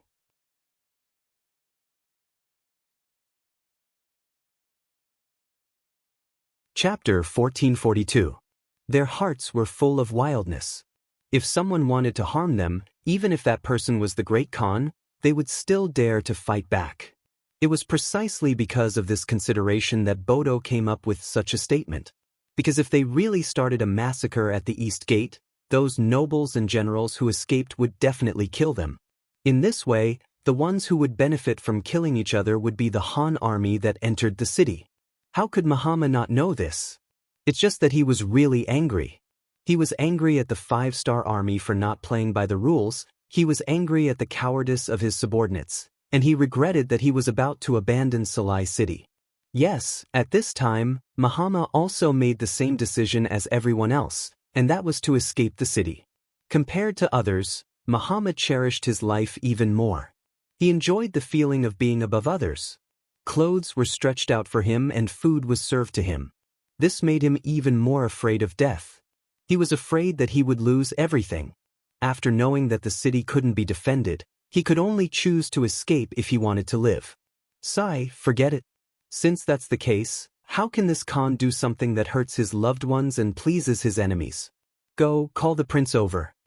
Mahama said to Bodo with a compassionate look. He was obviously forced to, but he pretended to be considerate of everyone. Bodo couldn't see it, but for the sake of his own life, he still cooperated and said, "The Great Khan is wise, the officials will definitely thank the Great Khan for his painstaking efforts." "Okay, go call the prince over," Mahama said with a disheartened look. The Great Khan also escaped. The 20,000 iron armor army that Prince Bola had just gathered became a tool to open up a path for escape. In order to allow the Great Khan to escape from the city smoothly, these cavalrymen with golden armor slaughtered their way out of the East Gate. Countless courtiers died because they stood in the way. The spies that were arranged in the city immediately reported this news to the new Second Army's commander. At this time, Beta Persei also appeared with 500 black cavalry soldiers. Along the way, they had fired countless cannonballs and killed countless people. Finally, they had turned the city into a mess. She had already heard from a spy about Mahama. He heard that when she left the city, just the carriage that accompanied her stretched for 6 to 7 li. Even if one were to think with one's toes, one would be able to guess how much treasure had been transported away. Thinking back to what the 6th young master had said earlier, one of the main objectives of the urgent attack on Salai City was to seize the wealth and relieve the financial pressure of the army. Then how could he let the money under his nose slip away like this? When he saw Beta Persei walking over, he immediately stepped forward and voiced his thoughts. Beta Persei was overjoyed. He was just worried that he would not have the chance to properly deal with the Mongolian cavalry. Now that the excuse had come, and coincidentally, the young master was not by his side, wouldn't he be able to take the initiative to attack? "Commander Shi, we can't hesitate on this matter. Otherwise, the young master will not be happy with the treasure being transported out of the city. How about this? Give me a cavalry, and I will personally chase after them." Beta Persei put on an appearance of wholeheartedly serving the public, but wanting to lead an army proved that he wanted to go to the battlefield for his own selfish reasons. She understood Beta Persei a little and chuckled. "Okay, then I'll have to trouble second brother. How about this? I'll arrange for the 1st and 3rd divisions to come over and listen to your orders." 2 divisions at once, that was more than 10,000 people. Beta Persei immediately agreed. Salai City had not been completely pacified yet, and they still needed to leave enough troops behind. This was already a great effort, and it should also be for the sake of the young master. Mahama escaped. Under the circumstances, he had no choice but to escape for his own safety. He was heading towards New Salai City, which was southeast of Salai City. There was originally a large construction project there, and it was going to be the new Shengjing City. It was a good place to take refuge. Along with him, there were hundreds of thousands of nobles, officials, soldiers, and civilians. Among them, the number of civilians was the least. When everyone wanted to leave through the city gates, the civilians belonged to the vulnerable group. In the face of sharp swords, they had no choice but to make way for the nobles. Because of this, they missed the opportunity to escape the city. In the end, after the 5-star army guarded the 4 gates, they were trapped in the city. Beta Persei led 500 black cavalry and 2 divisions of cavalry out of the city to chase after them. She also began to concentrate his forces to guard the 4 gates, and at the same time, to surround and kill some of the armed Mongolian soldiers in the city. This was the place where the Shungjing city of the Golden Horde was located. It was once a place where everyone was a soldier. Although Mahama and the others had left, they still could not be careless. She was a serious and methodical person. When a mission was handed to him, he only needed enough time to complete it. What made him happy was that under the heavy siege, many Mongolian generals came to join him. Among them, Baru and Wu Tuo were the 2 leaders. They were the ones who were left behind by Mahama to block the 5-star army.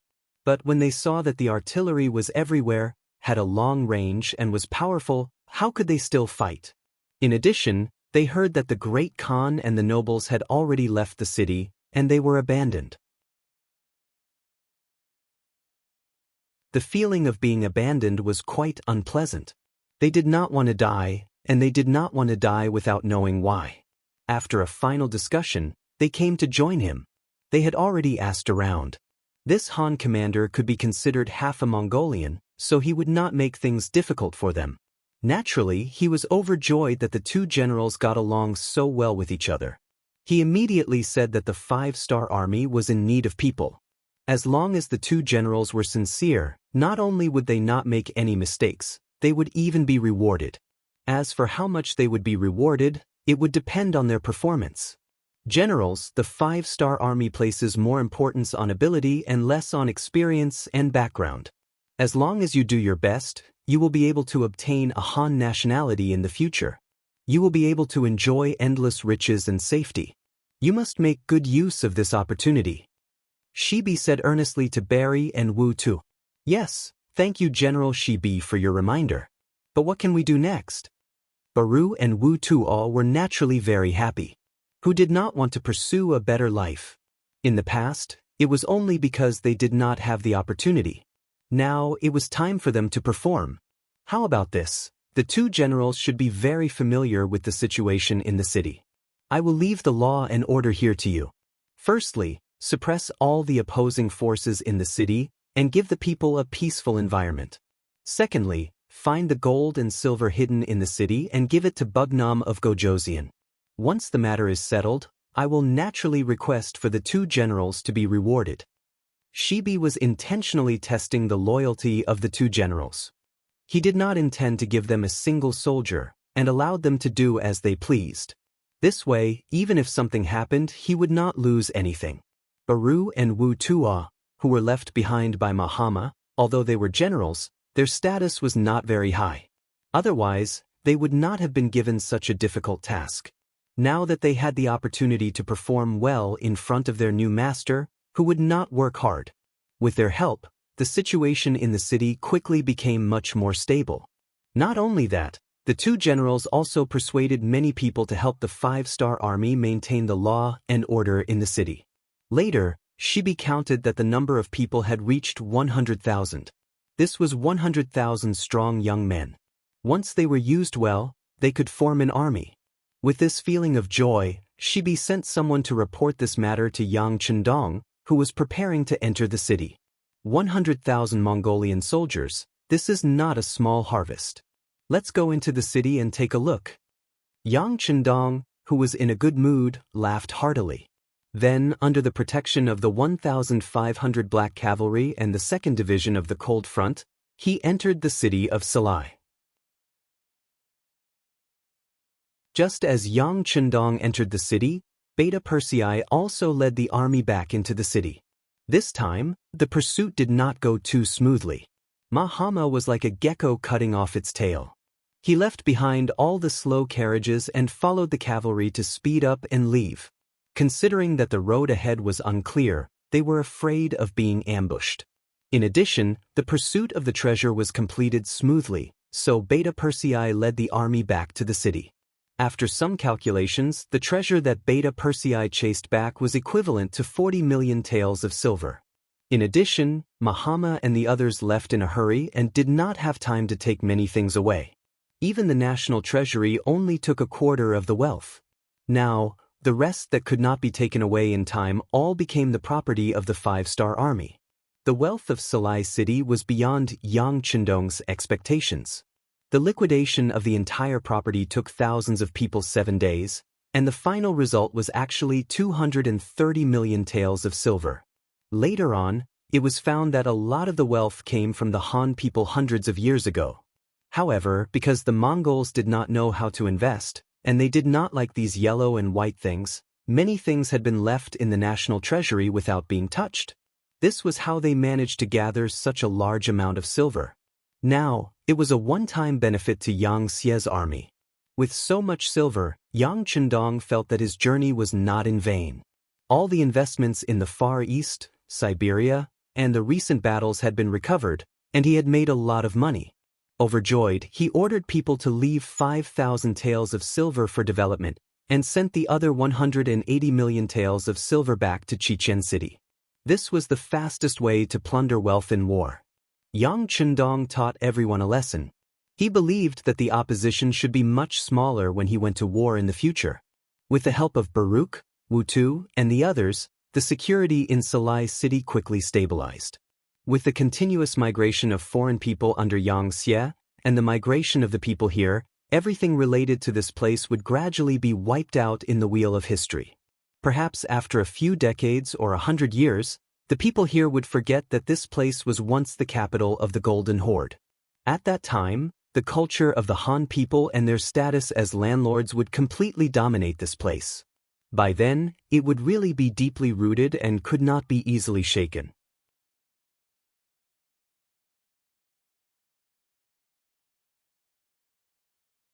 Chapter 1443.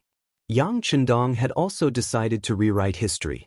In the future, the entire world would belong to the Han, and history would be written as such.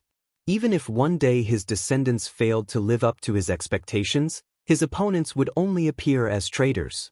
He wanted to establish the concept that the Han were the true rulers of this world. After 10 days of delay in Salai City, on the morning of the 11th day, the army once again set out. Their target was New Salai City. Their goal of plundering wealth had been achieved. Next, it was time to completely eliminate their opponent, the Golden Horde. The army moved out in a mighty manner. Hundreds of thousands of soldiers left the city like a long dragon. Looking from afar, it seemed to cover the sky. Compared to the time when they had attacked Salai City, there were now 100,000 more Mongolian soldiers. Gray, Barry, Wu Tua and the others had been personally tested by Yang Chendong. Yang Chendong had found that they were truly talented, and they had also joined the battle. They had gone from being generals of the Golden Horde to being generals of the 5-star Corps. This time, the reaction of the Golden Horde was much faster. With the previous lesson, Scout General Bodo had already arranged for people to keep an eye on the situation. When he found out that the Han army was moving out, he immediately reported it to the Great Han. At this time, Mahama, who had just settled down in New Salai City, heard the news and his face turned red in anger. They had always been the ones chasing after others and beating them up. Now that it was finally his turn, he couldn't accept it. These Han soldiers are too much. Do they really think this Khan is afraid of them? Have the troops sent to protect the emperor arrived? Bodo, who had been waiting for this question, immediately replied, "Great Khan, there are already a dozen tribes that have heard the news and arrived outside New Salai City. There are still a dozen tribes that are rushing here because of the longer journey. If we add them all together, there are hundreds of thousands of people. It's enough to deal with the Han army. If that's the case, order people to pacify the tribes that have already arrived. Send people to urge the tribes that have yet to arrive. At the same time, clear out a wide area in front of the city. The battlefield should be at least 50 li horizontally. This time, we will meet the Han army here. We can't retreat anymore. This Khan wants to see if these Han people really have 3 heads and 6 arms.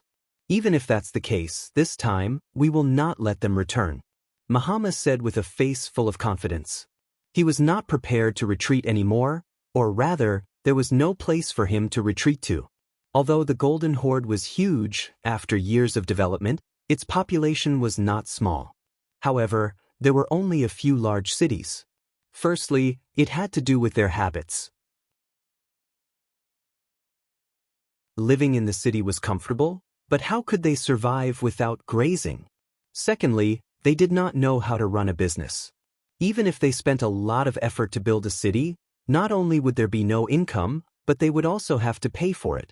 How could Mahama and the previous great Khans do such a loss-making business?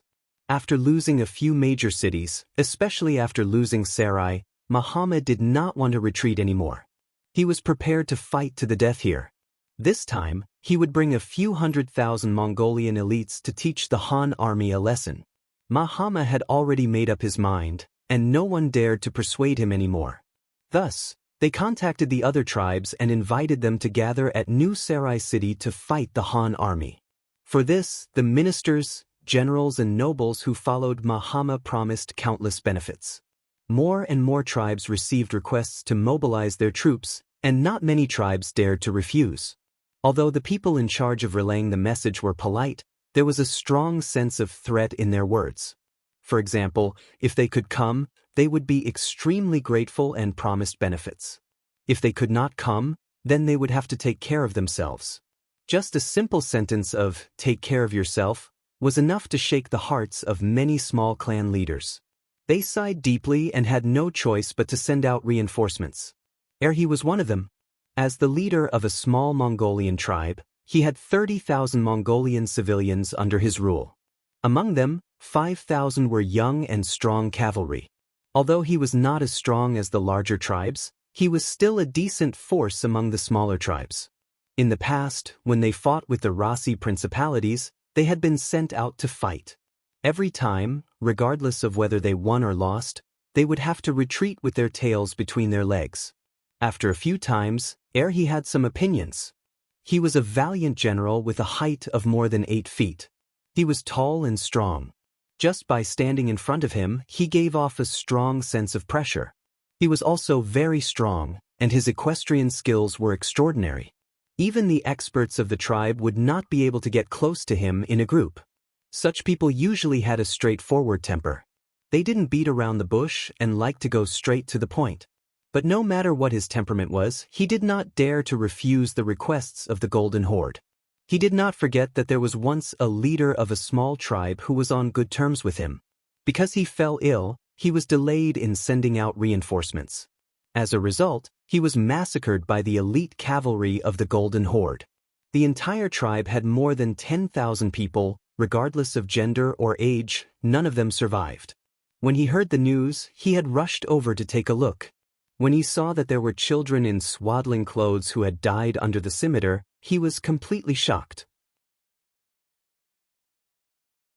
Although over the years, he had killed many people, but he had not killed such young children. This was clearly a move to exterminate the tribe. From then on, he hated the self-proclaimed orthodox leaders of the Golden Horde. At the same time, he was also afraid of them. If they had any orders in the future, he would not dare to disobey. This time, who had received another order, quickly gathered the young men in the tribe. Nearly 1,000 of them were new recruits. They had just been added. Some of them were only 13 or 14 years old. However, as Mongolians, they had grown up on horseback. Even at this age, their horsemanship was quite good. "Chief, you must bring them back safely." A woman who looked to be in her 30s but was still very beautiful said to He with a pleading look. She was He's wife, Wu Yun. She was very wise in Mongolian. This woman had played a big role in the development of the tribe to this day. Every time the men went to war, she would lead the entire tribe and the women to wait for their husband's return. In the past, Wu Yun would also give a few words of advice when he went to war. But this time, it was different. Her eyes were filled with tears. It was because her and he's son, Dorza, was among the nearly 1,000 new recruits. He was just a child who had just reached the age of 14. In the last war, when they fought the Rasi, the tribe lost nearly 1,000 people. This time, they had to choose from boys who had just turned 14 years old. Although it was said to be a selection, it was actually a selection of people. In a small tribe of 30,000 people, the ratio of boys was not high. As the chief's son, Duo Jia was naturally chosen to join the army. If he wanted other people's children to send their sons to him, as the chief, how could he not set an example? Looking at Wu Yun's teary face, how could he not understand what she was thinking? He sighed and said, "The young eagle will grow up sooner or later. How can a man become a real man if he doesn't go through hardships? You must believe in our son Duozha. He will definitely survive the cruel war." With such a serious tone, he had already made his stance clear. That is, if something happened, he would definitely not take care of them. In his eyes, these 5,000 people were all his soldiers and there was no distinction between them. Wu Yun, who had long been familiar with He's life, was slightly disappointed. But there was nothing she could do. She could only loosen her grip on He's arm and prepare to let him go. But at this time, a soldier's voice suddenly came from outside the yurt. "Chief, there is a person who claims to be your good friend, who wants to see you." Anda? He was not surprised when he heard this. Every time before a war, the leaders of other tribes would come to discuss this matter. First of all, it was to unify everyone's opinions. Once on the battlefield, rootless duckweeds like them could support and help each other. That might increase their chances of survival. He also thought that the other tribes had sent people to discuss this matter, so he said, "Invite the distinguished guest in." The curtain of the yurt was lifted from the outside, revealing a burly man. Although he was slightly weaker than there was not much difference. The moment this person appeared, a look of shock flashed across his originally calm eyes. He opened his mouth and could not help but ask, "General Gray, why are you here?" It was no wonder that he was so surprised. He had heard that Gray had become a traitor of the Golden Horde and a lackey of the Han people. How could a person who was wanted by the Golden Horde appear here? What was going on? In a short while, he thought of many things. It was only when his wife, Dark Cloud, touched his arm that he came back to his senses. He hurriedly said, "Come, General Gray, please." He and Gray had a very good personal relationship. It was because of his excellent performance in a battle that attracted Gray's attention. In contrast, Gray was a very famous general in the eyes of the Golden Horde Khan. To be able to establish such a relationship was naturally what he wanted. Both sides were interested, and their relationship was getting better and better. When he heard that Gray had joined the Han people, he did not believe it. At the same time, he also felt a sense of sadness. He did not even have his own backing. In this battle, he had no confidence. Without an acquaintance to take care of him, he was full of worries about the future.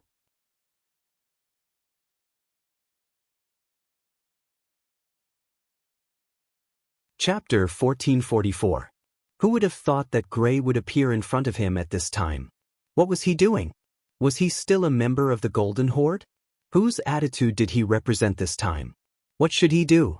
Many thoughts flashed through his mind in a short while, but he still pretended to be calm on the surface. He said to Wu Yun, "Our esteemed guest is here. Go and prepare some food." Wu Yun knew that he was looking for an excuse to make her leave. She nodded sensibly and gave Gray an apologetic smile before turning to leave. When only the two of them were left in the tent, it suddenly became quiet. Gray's voice broke the silence as he sized up he seriously. "What? Are you surprised that I'm here?" He didn't expect Gray to ask this. Originally, he thought that if Gray didn't mention it, he wouldn't take the initiative to mention Gray's position. But now, he had no way out. He could only nod. "That's right. I heard that General Gray has surrendered to the Han people. Is that true?" "That's right.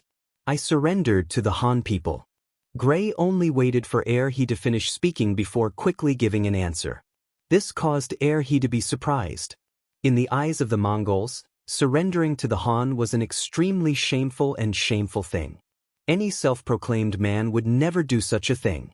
However, at this moment, Gray had actually admitted to it in such a straightforward manner. This had truly exceeded his expectations. Even if Gray had just found a reason or used a more tactful way of saying it, it would have been fine. Seeing the surprise on he's face, Gray shook his head and smiled. If it was in the past, he would definitely not say such a thing. He would be proud of surrendering to the Han people. But this time, after seeing the power of the five-star army's firearms, he was convinced. He also completely understood that if the Golden Horde were to face the tyrannical power of the five-star army, there would only be one result, and that was failure. As for the degree of failure, it would depend on how strong Mahama's resistance was. If the entire Mongolian people resisted, although the Mongolians would not be completely wiped out, they would definitely suffer a great loss. Since that was the case, Gray believed that what he needed to do was to preserve as much of the strength of the Mongols as possible. Hence, when he heard that Mahama was gathering the Mongol army towards New Salai City, he took the initiative to ask Yang Chendong.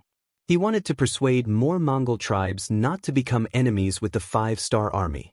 What Gray didn't expect was that after hearing his request, Yang Chendong only hesitated for a moment before agreeing.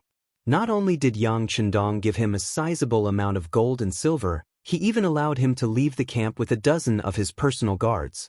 Not only did he not send anyone to keep an eye on them, he also gave them enough money. A look of disbelief appeared on Gray's face as he walked out of the five-star army's camp. He finally understood what the big picture was and what it meant to be broad-minded. There was no doubt that Yang Chendong possessed these characteristics. Just in terms of structure alone, he was far superior to Mahama. It was also because of this that Gray wanted to do a good job in persuading the Mongolians to surrender. This wasn't just to preserve the bloodline of the Mongols. More importantly, he wanted to prove to Yang Chendong that he had not misjudged him. Since he had received money and gained trust, he would do a good job. Thus, Gray came to heir the leader who had a good personal relationship with him and, most importantly, who was sincere in his consideration for his tribe. Not all Mongol leaders were good to their tribe. Due to their living habits, the Mongols who lived by herding animals could not gather in a city like the Han people. If not, where would they find such abundant water plants? Because of this, the scattered Mongol tribes would often fight over land with abundant water and grass. Once they gained power, some leaders' greedy natures would be exposed. They would take the best things in the tribe for themselves, becoming a parasite that could enjoy life without putting in any effort. There were many other tribal leaders like him. They only needed to curry favor with the nobles of the Golden Horde to secure their positions. However, most of these leaders did not have much fighting strength. Even if they led their troops to victory, it was only because the enemy was too weak or because the difference in strength between the two sides was too great. There were those who reaped without sowing, and there were also those like he who shared the suffering of the people. Gray naturally respected the latter. Not only did such leaders win the hearts of the people, but their soldiers also dared to fight to the death. Such people were the ones he should recruit. They were the ones who should be protected and passed down in the Mongol army. Since he had decided on his target, Gray thought of many methods along the way. In the end, he decided to tell the truth. For a straightforward leader like if you tried to deceive him, it would only have the opposite effect if he found out. After deciding to speak the truth, Gray's direct and straightforward attitude and reply came about. He, who was not prepared, was confused by Gray's actions. Fortunately, Gray did not rush him. Instead, he sat there quietly, waiting for he to think and consider. He only needed to be prepared to answer at any time. After at least the time it took to drink a cup of tea, he slowly raised his head and looked at Gray. "General Gray, are you here to persuade me to surrender?" "Why?" "That's because a hero like you shouldn't become the victim of Mahama's wrongdoings," Gray said resolutely. Since he had already submitted to Yang Chendong, the so-called Great Khan of the Golden Horde was nothing in his eyes. There was no need for him to show any mercy. Sacrifice. He was puzzled. That's right, a sacrifice. Don't you think so? Over the years, how many battles have you fought for the Golden Horde? What did you get in the end? What else do you have other than the most basic rations you can obtain during the war? Gray laughed coldly and said, "Oh, if you want to say anything, I'm afraid that there are fewer and fewer men in the tribe, and their strength is getting weaker. Do you know that this is Mama's goal? He wants to use his opponents to weaken the strength of your tribes. Only in this way can no one threaten him and replace him." Er's expression kept changing as he listened to them. Of course, he understood the logic behind this. Not only him, but the other tribe leaders also saw it clearly. But what could they do? If they did not listen to Mama, the other party's elite cavalry would appear at any time.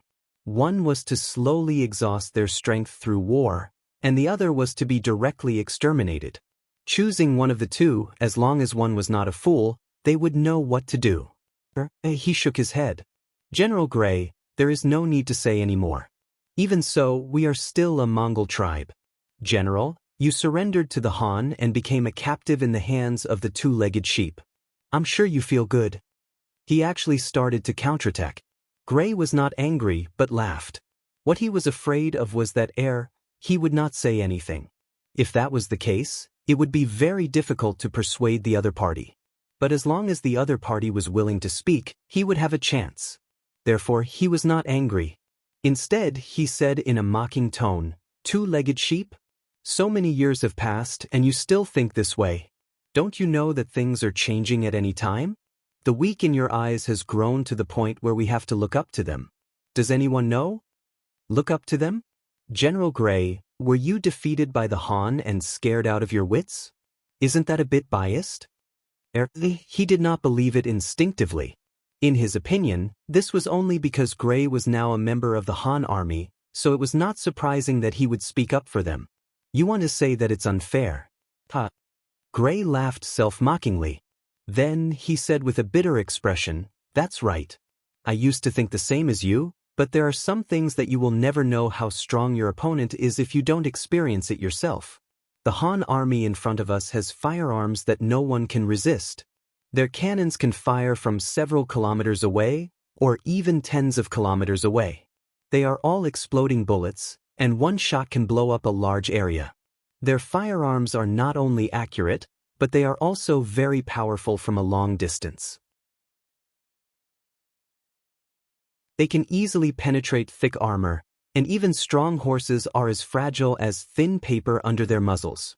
Let me ask you, who can stop such an army? Who can compare to them? Or do you think that the warriors of your tribe are invulnerable? Or that they are like cats and have 9 lives? Even if they have 9 lives, they will only die a little later. They will still not be able to charge in front of the Han army. How could one defeat such an army that could take one's life from a long distance away and not give one a chance to fight head-on? How can you defeat them?" Gray asked several questions in succession, leaving he speechless. He did not know how to answer. They had seen firearms before. The White Russian army mainly used firearms. If not, how could they be a match for the Mongol army, which had the best war horses and the most skilled horsemanship? However, the power of their firearms was limited. Although they also had explosive bullets, the range was very short, only about 1 mile. What they really used the most were solid bullets. Although it was a little difficult to dodge that thing, it was not undefeatable. As long as they avoided the enemy's bullets, when they rushed to the front of the enemy's formation, it would be time for them to kill. The White Russian army also had firearms that could pose a threat to them at close range.